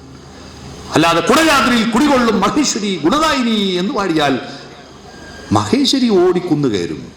അതിനു പകരം കുടജാദ്രിയിൽ കുടികൊള്ളും മഹേശ്വരി ഗുണദായിനി സർവശുഭകാരിണി. കവിതയില്ലെങ്കിൽ, പാട്ടില്ലെങ്കിൽ ദൈവമില്ല. ഇന്ത്യയിൽ രാമായണം, കേരളത്തിൽ രാമായണം ആദ്യത്തെ കൃതി ശ്രീരാമ കവിയുടെ ഇരാമചരിതം പാട്ടാണ്. അങ്ങനെയാണ് നമുക്ക് രാമനെ അറിഞ്ഞത്. പിന്നെ കൃഷ്ണപ്പാട്ടാണ് ചെറുശ്ശേരിയുടെ. പിന്നെ കിളിപ്പാട്ടാണ് എഴുത്തച്ഛൻ്റെ. അയ്യപ്പൻ പാട്ടാണ്. ശബരിമലയിലെ ഏറ്റവും പ്രധാനപ്പെട്ട പൂജ അയ്യപ്പൻ പാട്ടാണ്. അതുകൊണ്ടാണ് പാട്ടുകാരനായ യേശുദാസ് ശബരിമലയിൽ പോയി, ഗുരുവായൂർ കയറ്റിയിട്ടില്ല. ഗുരുവായൂർ അമ്പലനടയിൽ ഒരു ദിവസം ഞാൻ പോകും, ഗോപുരവാതിൽ തുറക്കും, ഗോപകുമാരനെ കാണുമെന്ന് പാടാൻ തുടങ്ങിയിട്ട് 67 കൊല്ലായി. ഉദയന്റെ മകൻ സിനിമ ഇറങ്ങി അന്ന് പാടാൻ തുടങ്ങിയതാ, ഇതുവരെ കയറ്റിയിട്ടില്ല. പക്ഷേ രാവിലെ ഗുരുവായൂരപ്പനെ ഉണർത്തുന്നത് ആരാ? സാന്ദ്രാനന്ദാവബോധാത്മകമനുപമിതം കാലദേശാവധിഭ്യാം നിർമുക്തം നിത്യമുക്തം നിഗമശതസഹസ എന്ന് പറഞ്ഞിട്ടുള്ളതാ നാരായണീയം. യേശുദാസിന്റെ കേസറ്റാണ് വെക്കുന്നത്. യേശുദാസ് ഉണർന്നു കഴിഞ്ഞാൽ, അല്ല ഗുരുവായൂരപ്പൻ ഉണർന്നു കഴിഞ്ഞാൽ പിന്നെ യേശുദാസ് നേരെ വിടും, നേരെ ചെങ്ങന്നൂർ വന്നിറങ്ങിയിട്ട് അവിടുന്ന് നേരെ KSRTC ബസ്സും പിടിച്ചിട്ട് നേരെ പമ്പയിൽ പോയിട്ട് രാത്രി 11 മണിയാകുമ്പോഴേക്ക് യേശുദാസിന്റെ ആ ശബ്ദത്തിന് ശബരിമലയുടെ മോന്തായത്തിലെത്തിയിട്ട് ഗുരുവായൂരപ്പനെ ഉണർത്തി അതേ ശബ്ദം തന്നെ വേണം അയ്യപ്പനെ ഉറക്കാൻ. ഹരിവരാസനം വിശ്വമോഹനം ഹരിദധീശ്വരം ആരാധ്യപാദുകം ഹരിവിമർദ്ദനം നിത്യനർത്തനം ഹരിഹരാത്മജം ദേവമാശ്രയേ. ശരണമയ്യപ്പ സ്വാമി ശരണമയ്യപ്പ, ശരണമയ്യപ്പ സ്വാമി ശരണമയ്യപ്പ. ഇത് അയ്യപ്പൻ മാത്രമല്ല, നിങ്ങൾ രാത്രി കിടക്കുമ്പോൾ ഇതും കേട്ട് കിടന്നു നോക്ക്. അല്ലാതെ ക്രൈമും ഫയലും മറ്റേ ഇതും കേട്ടിട്ട് TVയും കണ്ടിട്ട് മിക്കാളും കിടന്നുറങ്ങുന്നത്. തൂങ്ങിച്ചത്ത് കൊലപാതകം കിണറ്റ് തുള്ളിയതും കണ്ടിട്ട് 10:30 മുതൽ വാർത്ത കണ്ടിട്ട് കിറങ്ങുന്ന കുട്ടികളുടെ എല്ലാം മനസ്സിൽ ഭീകരതയാണ് ഉണ്ടാവുന്നത്. എന്തൊരു സമാധാനമാണത് കേൾക്കുമ്പോൾ. നാദം ശൂന്യതയിൽ ആദ്യം അമൃതം വർഷിച്ചതാണ്. നാദത്തിൽ നിന്നായി പ്രപഞ്ചമുണ്ടായത്. അല്ലെ, ഓങ്കാരമായവർ 3ആയി പിരിഞ്ഞിട്ടാണ് ഈ ലോകമുണ്ടായത്. പക്ഷെ നിങ്ങളുടെ വീട്ടിൽ നാദമുണ്ടോ? ഒച്ചയുണ്ട്, നാദമില്ല. ശബരിമലയിലെ പാട്ടുകൾ നിങ്ങൾ നോക്കൂ. ശബരിമല ഇത്രയും കേരളത്തിൽ അറിയപ്പെട്ടത് എപ്പോഴാ? നിങ്ങൾ ഇതിന്റെ പരിസരത്ത് മാത്രമായിരുന്നു. ഒരു 10-50 കൊല്ലം മുമ്പ് സ്വാമി ശരണം ശരണമെന്തയ്യപ്പ, സ്വാമിയല്ലാതൊരു ശരണമില്ലയ്യപ്പ, ഹരിഹരസുതനെ ശരണം പൊന്നയ്യപ്പ, അവിടുന്നല്ലാതൊരു ശരണമില്ലയ്യപ്പ എന്ന പാട്ട്. അതിൽ കുറെ ചരണങ്ങളുണ്ട്. ആ ചരണങ്ങൾ നിങ്ങൾ പോകുമ്പോ ശബരിമലയിൽ പോകുന്ന ഓരോ സ്ഥലവും മനസ്സിന്റെ ചെപ്പിൽ നിന്നും അഴുതയിൽ നിന്നും ഞങ്ങൾ കനകവും പവിഴവും പേറുക്കി അവയൊക്കെ കല്ലിടും കുന്നിലിട്ടു വണങ്ങി. അല്ലേ, എരുമേലിപ്പേട്ട തൊള്ളും കന്നി അയ്യപ്പന്മാർ. അതിനുശേഷം ആ പാട്ടിറങ്ങിയതിന് ശേഷമാണ് എല്ലാ ജാതിക്കാർക്കും പോകാം, ഒരു ജാതി ഒരു മതം ഒരു ദൈവം. തത്വമസി അതാണ്, ഈശാവാസ്യ ഉപനിഷത്ത് അതാണ്, എല്ലാം ഒന്നാണ്. ഈ ബോധ്യമുണ്ടാക്കി തന്നു, ആ ബോധ്യമുണ്ടാക്കി തന്നു. ഇനി അവിടെ എത്തി, നടയിലെത്തിയിട്ടോ പ്രസാദം വാങ്ങിയിട്ട് എന്ത് ചെയ്തു? നെറ്റിയിൽ തൊടുന്നതിന് മുമ്പ് എന്ത് ചെയ്തു? നെഞ്ചിലെ വെളിച്ചത്തിൻ കവിരെടുത്ത് അതിൽ നിൻ പ്രസാദം ചാലിച്ച് നെറ്റിയിലിട്ട് എന്ന് പറഞ്ഞാൽ നിങ്ങളുടെ ബോധമണ്ഡലം നിങ്ങളുടെ ഭക്തിയിൽ ചാലിച്ചിട്ടില്ലെങ്കിൽ ആ ഭക്തിക്ക് അർത്ഥമില്ല. ഭക്തി എന്ന വാക്കിന്റെ അർത്ഥം ഭ എന്ന് പറഞ്ഞാൽ ശോഭ എന്ന. ഭ പ്രകാശം, ആന്തരിക പ്രകാശം. ആ പ്രകാശം ഉള്ളിലേന്തിയവനാണ് ഭക്തൻ. അതുകൊണ്ട് നെഞ്ചിലെ വെളിച്ചവും ഇതിൽ ചാലിച്ചിട്ടാണ് നെറ്റിയിലിടുന്നത്. നെറ്റിയിലിട്ടാൽ എൻ്റെ മനസ്സിൽ പ്രകാശം, എൻ്റെ ചിന്തകളിൽ പ്രകാശമുണ്ടെന്ന് ആളെ ബോധ്യപ്പെടുത്താനാ. ഇത് തൊട്ട് കഴിഞ്ഞിട്ട് ചിന്തയിൽ ക്യൂ നിൽക്കുമ്പോൾ എങ്ങനെയാ ലൈന് തെറ്റിച്ച് കയറുകയെന്ന് ചിന്തിച്ചിട്ടുണ്ട്, തീർന്നു പ്രകാശം. ദുഷ്ടത കയറിയില്ലേ? ലൈന് തെറ്റിച്ചിട്ട് എങ്ങനെയൊക്കെ ഒന്ന് കയറണമെന്ന് തോന്നിയാൽ പിന്നെ തീർന്നു, ഈ പ്രകാശം പോയി. എൻ്റെ മനസ്സിൽ പ്രകാശമാണ്, നന്മയുടെ പ്രകാശം. അത് കണ്ടത്തിൽ തൊട്ടാലോ? വാക്കുകളിൽ പ്രകാശം. കണ്ടനാളത്തു നിന്നാണല്ലോ ശബ്ദം പുറപ്പെടുന്നത്. വായിലൂടെ വരുന്ന ക്ക് ആണല്ലോ വാക്ക്. ക്ക് എന്ന് പറയുന്നത് തൊണ്ടയിൽ വെച്ചാൽ വായിലൂടെ വരുന്നത് വാക്ക്. എൻ്റെ വാക്കുകളിൽ പ്രകാശം. നെഞ്ചത്ത് തൊട്ടാൽ എൻ്റെ വികാരങ്ങളിൽ പ്രകാശം. നെഞ്ചത്ത് തൊട്ടാൽ ദുഷ്ടവികാരങ്ങൾ ഉണ്ടാവരുത്. 2 കൈയിൽ ഇവിടെയും ഇവിടെയും തൊട്ടാൽ എൻ്റെ കർമ്മങ്ങളിൽ പ്രകാശം. കർമ്മങ്ങളിൽ പ്രകാശം. മനസാ വാച കർമ്മണ പ്രകാശം. ഇതാണ് ഈ ഭസ്മവും ചന്ദനവും തൊടുന്നതിൻ്റെ അർത്ഥം. മനസ്സിലായോ? ഉള്ളിൽ പ്രകാശം നിറക്കാനാ. അങ്ങനെ പ്രകാശം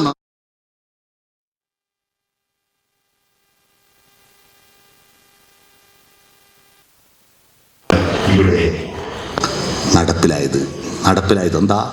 4-ാമത്തെ വരിയം തേന ത്യക്തേന ഭുഞ്ജീത. നീ ത്യജിച്ചുകൊണ്ട് ഭുജിക്കുക.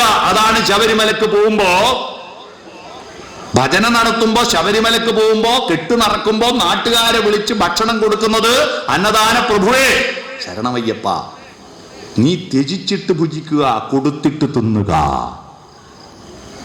നീ കൊടുത്തിട്ട് തിന്നുക. അതാണ് ഭഗവത്ഗീതയിലെ ശ്ലോകം. യജ്ഞശിഷ്ടാശിന സന്തോ മുച്യന്തേ സർവകിൽബിഷൈ ഭുഞ്ജതേ ത്വകം പാപാത് യേ പചന്ത്യാത്മകാരണാത്. അർത്ഥം, മറ്റുള്ളവർക്ക് കൊടുത്തതിന്റെ ബാക്കിയുണ്ണുന്നവൻ എല്ലാ പാപത്തെയും ഇല്ലാതാക്കുന്നു. അവനവന്റെ കലത്തിൽ അവനവന് വേണ്ടി മാത്രം ഭക്ഷണം പാചകം ചെയ്ത് കഴിക്കുന്നവൻ ഉണ്ണുന്നത് മഹാപാപത്തെയാണ്. കൊടുത്തിട്ട് തിന്നുക. ഇതാണ് ഭഗവത്ഗീത പറഞ്ഞത്. അതാണ് നിങ്ങൾ ഇവിടെ തത്വമസി എന്നൊരു മനോഹരമായ ഒരു ചടങ്ങ് ഇവിടെ കൊടുത്തു. മറ്റുള്ളവർക്ക് കൊടുക്കുക. നിങ്ങൾ ആരും മരിച്ചു കഴിഞ്ഞാൽ അനുശോചനം നടത്തുമ്പോൾ 75 വയസ്സിനിടയിൽ ഈ മാന്യദേഹം 125 കിൻഡൽ അരി തിന്നിട്ടാ മരിച്ചെന്ന് ആരും പറയാറുണ്ടോ? ഇല്ല. ഒരു മനുഷ്യൻ മലയാളി തിന്നുന്ന അരിയുടെ കണക്കാണ് 75 വയസ്സിനിടയിൽ 125 കിലോ അല്ല 125 കിൻഡൽ തിന്നും എന്ന് പറഞ്ഞാൽ 50 കിലോന്റെ ചാക്കാണെങ്കിൽ 250 ചാക്ക് തിന്നിട്ട് ഒരു 10-20 ആൾ ഇവിടെ ഇരിക്കുന്നുണ്ട്. ഈ തിന്നതിന്റെ കണക്കാരും പറയാറില്ല. എന്നാൽ അന്നത്തെ ഒരു കൊറോണ വന്ന സമയത്ത് ഭക്ഷണം കൊടുക്കാൻ അയാൾ 2 കരി കൊടുത്തിട്ടുണ്ടെങ്കിൽ അത് പറയും അല്ലേ? കൊടുത്തത് പറയും, എടുത്തത് പറയില്ല. തെക്തേന ഭുഞ്ജീത. അത് ക്ഷേത്രത്തോട് ചേർത്ത് വെക്കുമ്പോൾ ഇവിടെ ധർമ്മമുണ്ടാകുന്നു. ഇവിടെ ധർമ്മം എന്തായി മാറുന്നു? ശിവമായി മാറുന്നു. ധർമ്മം എന്താവുന്നു? സ്നേഹത്തിലൂടെ നന്മയായി മാറുന്നു. ശിവം എന്ന് പറഞ്ഞാൽ നന്മ. അപ്പൊ സത്യം അന്വേഷിക്കുക, ശിവം ചെയ്യുക, സൗന്ദര്യബോധമുണ്ടാവുക. ഇതാണ് പൊൽത്തിങ്കൽ കല പൊട്ടുതൊട്ട ഹിമവൽ ശൈലാദ്രി ശൃംഗത്തിൽ വെൺകൊറ്റപ്പുങ്കുട പോൽ വിടർന്ന വിമലാകാശാന്തരംഗങ്ങളിൽ നൃത്തധൂർജടി ഹസ്തമാർന്ന തുടിതൻ ഉത്താളടുണ്ടും രവം തത്വത്തിൻ പൊരുളാലപിപ്പു മധുരം സത്യം ശിവം സുന്ദരം. പിടികിട്ടിയോ എന്താ ഈ സത്യം ശിവം സുന്ദരം? അതുകൊണ്ട് ഈ 3 കാര്യങ്ങൾ, സത്യം വിശ്വസിക്കാനുള്ളതല്ല, അന്വേഷിക്കാനുള്ളതാണ്. എന്ന ധർമ്മം അനുഷ്ഠിക്കാനുള്ളതാണ്, വിശ്വസിക്കാനുള്ളതാണ്. അത് ശാസിക്കാൻ ഒരാൾ വേണം. അതിൻ്റെ നാഥനായിട്ടാണ് ധർമ്മശാസ്താവേ ശരണമയ്യപ്പ. ആ ധർമ്മശാസ്താവ് നമ്മുടെ ആധുനിക ജീവിതത്തിന്റെ കലിയുഗ വരദനാണെന്ന് പറയുന്നത്. ആധുനിക ജീവിതത്തിന്റെ ധാർമ്മിക മൂല്യങ്ങൾ, അതിനാണ് വ്രതം, നോയൻപ്. എന്താ നോയൻപ്? മണ്ഡലം നോയൻപ് നോറ്റു അക്ഷരാലക്ഷം മന്ത്രങ്ങളുരുക്കഴിച്ചു പുണ്യപാപ ചുമടുകളാമിരുമൂടി കെട്ടുമേന്തി പൊന്നമ്പല നടച വിട്ടാൻ വരുന്നു നമ്മൾ. എന്താണ് നോയൻപ്? തമിഴിലുള്ള അൻപ് എന്ന വാക്കും നോവ് എന്ന വാക്കും ചേർന്നിട്ടാണ് നോയൻപ് ഉണ്ടായത്. അത് പിന്നെ മുസ്ലിങ്ങൾ പറയുമ്പോൾ നോമ്പായി ചുരുങ്ങിയിട്ട്. നോവ് വേദന, അൻപ് സ്നേഹം. വേദനിക്കുന്നവരെ സ്നേഹിക്കുമ്പോഴാണ് നോമ്പ്. വേണ്ടെന്ന് വെച്ച ഭക്ഷണം ആവശ്യമുള്ളവർക്ക് കൊടുക്കുമ്പോഴേ വ്രതം പൂർണ്ണമാവുന്നുള്ളൂ. മനസ്സിലായോ? ചില ആളുകളുടെ നോമ്പ് എന്ന് പറഞ്ഞാൽ പകല് തിന്നാണ്ടെടുക്കും, റെയിൽവേ ഗേറ്റ് അടഞ്ഞ പോലെ. അതിൻ്റെ കൂടി സന്ധ്യ അല്ലേ, റെയിൽവേ ഗേറ്റ് അടഞ്ഞാൽ കുറേ നേരം വണ്ടി പോവില്ല. പക്ഷെ തുറന്നല്ല ഒന്നിച്ചു പോവും. സന്ധ്യ വരെ തിന്നാണ്ടെടുക്കും, സന്ധ്യക്കല്ല ഒന്നിച്ച് തിന്നുന്നതുണ്ട് നോമ്പാ. മനസ്സിലായോ? അതല്ല, ഞാനിത് ഇവിടെ പറയല്ല, ആടെയും പോയി പറയലുണ്ട്, അവരെ സ്ഥലത്തും പോയി പറയാറുണ്ട്. അങ്ങത് നോമ്പല്ല. ഞാൻ വേണ്ടെന്ന വെച്ച ഭക്ഷണം ആർക്കെങ്കിലും കൊടുക്കണം, അതാണ് വ്രതം. വേണ്ടെന്ന് വെക്കണം. 41 ദിവസം നമുക്ക് വൃശ്ചികമുണ്ട്, ധനുണ്ട്, മകരമുണ്ട്, കുംഭമുണ്ട്, മീനുണ്ട്, മേടമുണ്ട്, ഇടവുണ്ട്, മിഥുനമുണ്ട്, കർക്കിടകമുണ്ട്, ചിങ്ങമുണ്ട്, കന്നിയുണ്ട്, തുലാമുണ്ട്. 12 മാസമുണ്ട്. പക്ഷേ 12 മാസം 30-31 ദിവസം വന്നത് AD 825 ശേഷം, നമ്മുടെ ഈ പഞ്ചാംഗം വന്നതിന് ശേഷം. AD 825 കൊല്ലത്ത് വെച്ചൊരു കൊല്ലം ഉണ്ടാക്കി. അതാ 1200 കൊല്ലം മുമ്പ്. 1200 കൊല്ലം മുമ്പ് കൊല്ലത്ത് വെച്ചൊരു കലണ്ടർ ഉണ്ടാക്കി. അതിന്റെ പേരാ പഞ്ചാംഗം. ഈ പഞ്ചാംഗം വരുന്നതിന് മുമ്പ് നമുക്ക് ഡേറ്റ് ഇല്ല, നമുക്ക് നക്ഷത്രമേ ഉള്ളൂ. അതുകൊണ്ട് ആ പണ്ടത്തെ ആൾക്ക് 3 ജന്മദിനം ഉണ്ടാവും. ഒന്ന് പഞ്ചായത്ത് രജിസ്റ്റർ ചെയ്തത്, ഒന്ന് മലയാള മാസവും നക്ഷത്രവും, മൂന്നാമത്തത് LP സ്കൂൾ ഹെഡ് മാസ്റ്റർ നിശ്ചയിച്ചത്. സ്കൂളിൽ ചേർക്കാൻ പോകുമ്പോൾ ഹെഡ് മാസ്റ്ററോട് ചോദിച്ചു. ഹെഡ് മാസ്റ്റർ ചോദിച്ചു എൻ്റെ അച്ഛനോട്, എപ്പാ നാരായണ ഇവനെ പെറ്റിന് പൊരളിമലയിൽ പൊനംകൃഷി നടത്തിയ കൊല്ലാ പെറ്റിന്.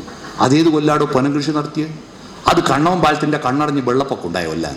മാഷക്ക് എങ്ങനെ അറിയൂ? ജൂണിൽ ചേർക്കണമെങ്കിൽ മെയ്യിൽ പെറ്റാലേ ജൂണിൽ 5 വയസ്സാവും. അതുകൊണ്ട് നിന്റെ ജന്മദിനം മെയ് 4 ഹെഡ് മാസ്റ്റർ നിശ്ചയിച്ചു. അതെൻ്റെ SLC ബുക്കിൽ വന്നു. ഞാൻ ഫേസ്ബുക്ക് അക്കൗണ്ട് തുടങ്ങുമ്പോൾ ഡേറ്റ് ഓഫ് ബർത്ത് കൊടുക്കണം. മെയ് 4 കൊടുത്തു. ഇപ്പോൾ മെയ് 4 എൻ്റെ ഫേസ്ബുക്കിൽ ഹാപ്പി ബർത്ത്ഡേ ഭയങ്കരമായിരിക്കും വരൂ. ഞാനത് മുഴുവൻ മരിച്ചുപോയ നിട്ടൂർ കുഞ്ഞിരാം മാഷയുടെ പാതാരവിന്ദങ്ങളിലേക്ക് ഫോർവേഡ് ചെയ്ത് കൊടുക്കും. കാരണം അത് അയാൾ നിശ്ചയിച്ച. നമുക്ക് ഈ നക്ഷത്രമേ ഉള്ളൂ, മനസ്സിലായില്ലേ? ഈ നക്ഷത്രം 28 നക്ഷത്രവും കഴിഞ്ഞ് ഫസ്റ്റ് നക്ഷത്രം വരുന്ന ദിവസമാണ് 28ാമത്തെ ദിവസം. ചന്ദ്രൻ ഭൂമിയെ ചുറ്റുന്ന കണക്ക് വെച്ചിട്ട് 27 ഉള്ളൂ. അപ്പൊ 28ാമത്തെ ദിവസം പേര് വിളിക്കൂ. അരയിൽ നൂല് കെട്ടുന്നതിനാ? സംസ്കാരം പിരിച്ചുണ്ടാക്കുന്ന ഈ നൂലെന്ന് പറയുന്നത് നാടകത്തിന് സൂത്രം പിടിച്ചവൻ, സൂത്രധാരൻ, സംവിധായകൻ.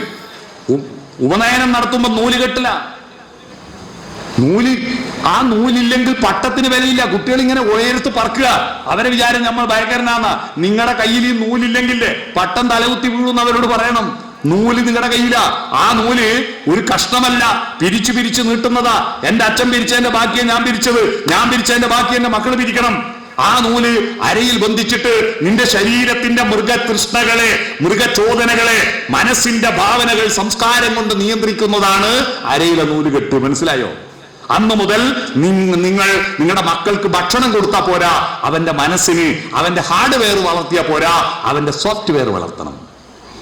അവന് സ്നേഹം കൊടുത്താൽ പോരാ, അവന് സംഗീതം കൊടുക്കണം, അവന് കഥ കൊടുക്കണം, അവന് പാട്ട് കൊടുക്കണം, അവന് ദർശനം കൊടുക്കണം. അപ്പോൾ മാത്രമേ നിങ്ങൾ രക്ഷിതാവൂ. ഈ നൂല് കെട്ടിയാൽ പോരാ. അതാണ് നൂല് കെട്ടല്. അപ്പൊ ഈ 27 ദിവസം നക്ഷത്രമുള്ളൂ. 12 മാസവും 27 ദിവസവും കൂടി എത്രയാ? 12 ഗുണിക്കണം 27 സമം 324. പക്ഷെ ഭൂമി സൂര്യനെ ചുറ്റാൻ 365 ദിവസം വേണോ? ഇത് കാലിയാവുന്നില്ല. അപ്പൊ ബാക്കിയുള്ള ദിവസം വ്രതാനുഷ്ഠാനത്തിനൊരു മാസം ഉണ്ടാക്കി. 365 മൈനസ് 324 സമം 41 മണ്ഡലകാലം. പിടികിട്ടിയ 41 കണക്ക് മനസ്സിലായ? മണ്ഡല മാസം 41 ദിവസം. ആ 41 ദിവസം വേണമെന്ന് വെക്കാനല്ല, വേണ്ടാന്ന് വെക്കാനുള്ള മാസമാണ്. മനസ്സിലായോ? വേണ്ടാന്ന് വെക്കാനുള്ള മാസമാണ്. ബാക്കി 324 ദിവസം നിങ്ങൾ വേണമെന്ന് വെച്ചോ. രാമായണത്തിൽ അതിമനോഹരമായിരിക്കുന്നൊരു ഉപദേശമുണ്ട്. ഭോഗത്തിനായി കൊണ്ട് കാമിക്കുകയും വേണ്ട, ഭോഗം വിധികൃതം വർജിക്കുകയും വേണ്ട. നിങ്ങൾക്ക് സുഖഭോഗങ്ങളാവാം, വിധികൃതമായത് അനുഭവിക്കാം. പക്ഷെ അതിനു വേണ്ടി മാത്രം മെനക്കെടരുത്. കുറച്ച് സമഷ്ടിക്ക് വേണ്ടി നീക്കി വെക്കണം. കുറച്ച് കാര്യം ബഹുജന സുഖായ, ലോകത്തിന് വേണ്ടി നീക്കി വെക്കണം. ഭാരത തത്വശാസ്ത്രം പറയുന്നത് എത്ര വിശ്വം ഭവത്യേക നീടം, ലോകം എത്ര വലുതായാലും നമ്മളെല്ലാം ഒരു കൂട്ടിലെ പക്ഷികളാണ്. ഇപ്പൊ അതെന്തായി? എത്ര വിശ്വം ഭവത്യാത്മനീടം, അവനവനാകുന്ന കൂട്ടിലെ പക്ഷിയായി ചുരുങ്ങിയ. അച്ഛൻ വേണ്ട, അമ്മ വേണ്ട, സഹോദരങ്ങൾ വേണ്ട, ഞാൻ മാത്രം മതി, എനിക്കൊരു ഫോൺ എടുക്കാനാണ് ഈ സാംസ്കാരിക സമ്മേളനം. മനസ്സിലായോ? ആധ്യാത്മികതയും ആത്മീയതയും ഭക്തിയും എന്ന് പറയുന്നത് ദൈവത്തിന് വേണ്ടിയല്ല, മനുഷ്യന് വേണ്ടിയാണെന്ന് ഓർമ്മിക്കുക. ദൈവത്തെ നന്നാക്കാൻ നമുക്ക് കഴിയില്ല. കാരണം ദൈവം മോശമായിട്ടില്ലല്ലോ. പിന്നെന്തിനാ നമ്മൾ നന്നാക്കുന്നത്? നന്നാവേണ്ടതാരാ? നമ്മളാണ്, നമ്മുടെ സമൂഹമാണ്. ഞാൻ ഒറ്റക്ക് നന്നായാൽ മതിയോ? പോരാ. അവിടെയാണ് ഉള്ളൂരിന്റെ വരികൾ. തന്നാൽ കരയേറേണ്ടവരെത്ര പേരോ താഴത്തു പാഴ്ചേരിൽ അമർന്നിരിക്കേ, താനൊറ്റയിൽ ബ്രഹ്മപദം കൊതിക്കും തപോനിധിക്കെന്തു ചാരിതാർത്ഥ്യം. അജ്ഞതയുടെയും പട്ടിണിയുടെയും ദാരിദ്ര്യത്തിന്റെയും ചലിക്കുണ്ടിലാണ്ട് കിടക്കുന്ന ഒരുപാട് മനുഷ്യർ കഷ്ടപ്പെടുമ്പോ ഞാൻ ഒറ്റയ്ക്ക് തപസ് ചെയ്തിട്ട് മോക്ഷം പ്രാപിക്കുന്ന തപോനിധിക്കെന്ത് ചാരിതാർത്ഥ്യമാണ് ഉണ്ടാവുക എന്നുള്ളൂര് ചോദിച്ചിട്ടുണ്ട്. അതുകൊണ്ട് നായന്മാരെ സർവീസ് ചെയ്യാനുള്ള സൊസൈറ്റി അല്ല നായർ സർവീസുകാർ.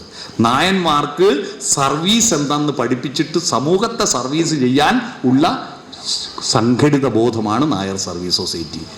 ചില ആൾ ധരിച്ചു പോയി നായന്മാരെ സർവീസ് ചെയ്യാനുള്ള സൊസൈറ്റിയാണെന്നല്ല. നായന്മാരൊത്തുകൂടി സമൂഹത്തിന് സർവീസ് ചെയ്യുവാനുള്ള സൊസൈറ്റിയാണിത്. അതാണ് ഇവിടെ കണ്ടത്. ഈ സമൂഹത്തിന് നായരെന്നോ ഈഴവനെന്നോ ഹിന്ദുവെന്നോ മുസൽമാനെന്നോ ക്രിസ്ത്യാനിയെന്നോ നോക്കാതെ ഈശാവാസ്യം ഇതം സർവം, എല്ലാ മനുഷ്യരിലും ദൈവത്തെ കണ്ടുകൊണ്ട്, ജാതി മത വർഗ വർണ്ണ വ്യത്യാസമില്ലാതെ എല്ലാ മനുഷ്യരിലും ദൈവത്തെ കണ്ടുകൊണ്ട് സ്നേഹത്തിന്റെ തത്വശാസ്ത്രത്തിന്റെ അടിസ്ഥാനത്തിൽ ധാർമ്മിക ബോധത്തോടുകൂടി സത്യം അന്വേഷിക്കുന്ന സൗന്ദര്യ ബോധത്തോടുകൂടി ജീവിക്കുന്ന ഒരു മനുഷ്യക്കൂട്ടത്തെ സൃഷ്ടിക്കാൻ നിങ്ങളുടെ ഈ വൃശ്ചിക മഹോത്സവവും മണ്ഡലകാല മഹോത്സവവും പ്രേരകമാവട്ടെ. അതിന് നിങ്ങൾ ഓരോരുത്തരും നിങ്ങൾ ഇവിടുന്ന് പോകുമ്പോ ദൈവത്തെ കൊണ്ടുപോകണം. തൊഴുന്നത് ആ വെളിച്ചത്തെ ഏറ്റുവാങ്ങലാണ്. തൊഴുന്നത് ശ്രീകോവിൽ കത്തിച്ചിരിക്കുന്ന വെളിച്ചത്തെ ഏറ്റുവാങ്ങലാണ്. ഇവിടെയാണ് ഒരു ദേവൻ വാഴും ക്ഷേത്രം, ഓർമ്മകൾ കുടിയേറും ക്ഷേത്രം, ഉദയം പോലൊളി തൂകും ക്ഷേത്രം, ഹൃദയത്തിലൊരു ക്ഷേത്രം, ഹൃദയത്തിലൊരു ക്ഷേത്രം. ഈ ക്ഷേത്രത്തിൽ ഉത്സവം നടത്തണം. വെറുതെ ഇട്ടാ പോരാത്. ആനകളില്ലാതെ അമ്പാരിയില്ലാതെ ആറാട്ടു നടത്താറുണ്ടിവിടെ, സ്വപ്നങ്ങൾ ആഘോഷം നടത്താറുണ്ടിവിടെ, മോഹങ്ങളും മോഹഭംഗങ്ങളും ചേർന്ന് കഥകളിയാടാറുണ്ടിവിടെ, ചിന്തകൾ മുഴുക്കാപ്പു ചാർത്താറുണ്ടിവിടെ, മുറജപമില്ലാത്ത നടപ്പന്തലില്ലാത്ത പഴയ ഗുഹാക്ഷേത്രം, മാനവ ഹൃദയം ദേവാലയം. അങ്ങനെ മാനവ ഹൃദയങ്ങൾ ആയുധപ്പുരകളാക്കാതെ, ഇരുട്ട് പ്രവേശിക്കാതെ വെളിച്ചത്തിന്റെ ഉറവിടമായിട്ട് നമ്മുടെ ഹൃദയങ്ങളെ മാറ്റുന്നില്ലെങ്കിൽ നമ്മുടെ ഭക്തി കൊണ്ട് എന്താണോ ഉദ്ദേശിച്ചത് അത് നടക്കില്ല. ഓപ്പറേഷൻ എല്ലാം വിജയിക്കുന്നുണ്ട്, പക്ഷെ രോഗി മരിച്ചുപോയി എന്ന് പണ്ടൊരു ഡോക്ടർ പറയുന്നത്. അതുപോലെ അമ്പലമെല്ലാം ഗംഭീരമാണ്, ഉത്സവം ഗംഭീരമാണ്, പക്ഷെ മനുഷ്യന്മാർക്ക് സംസ്കാരം മാത്രം ഇല്ല എന്ന് പറഞ്ഞ കാര്യമുണ്ടോ? ഇല്ല. അതാണ് ഇങ്ങനെ ഒരു സാംസ്കാരിക സമ്മേളനം ഇവരിവിടെ സംഘടിപ്പിച്ചിട്ടുണ്ടാകുക. അങ്ങനെ ഒരു സമ്മേളനം സംഘടിപ്പിക്കുകയും ഒരുപാട് ആളെ സഹായിക്കാൻ വേണ്ടി തയ്യാറാവുകയും ചെയ്ത തത്വമസി എന്ന പ്രസ്ഥാനത്തിന് തുടക്കം കുറിക്കുകയും ചെയ്തു. അതിന് നിങ്ങളെല്ലാവരും സഹകരിക്കുക. നിങ്ങൾ സഹകരിച്ചാൽ അതിൻ്റെ ഗുണം ഒരിക്കലും അത് നിങ്ങൾക്ക് നഷ്ടമാവില്ല. അത് ഗുണമായിട്ട് പെരുകി പെരുകി വരും എന്ന കാര്യം ബോധ്യപ്പെടുത്തിക്കൊണ്ട് മുന്നോട്ട് പോകണമെന്ന് അഭ്യർത്ഥിച്ച് ഈ ശ്രീധർമ്മശാസ്ത്ര ക്ഷേത്രത്തിന്റെ വൃശ്ചികോത്സവത്തിന്റെ ഭാഗമായി ഇങ്ങനെയൊരു സാംസ്കാരിക സംഗമം സംഘടിപ്പിക്കുകയും അതിൽ എന്നെ സംസാരിക്കാൻ ക്ഷണിക്കുകയും ചെയ്ത് എന്റെ സംഘാടകരോട് നന്ദി പറയുന്നു. ഇത്ര നേരം എന്നെ കേട്ടിരുന്ന നിങ്ങൾക്ക് എല്ലാവർക്കും നന്ദി പറഞ്ഞുകൊണ്ട് ഈ ഉത്സവത്തിന് എല്ലാ ആശംസകളും അറിയിച്ചുകൊണ്ട് ഞാൻ എൻ്റെ ഭാഷണം ചുരുക്കുന്നു. നമസ്കാരം.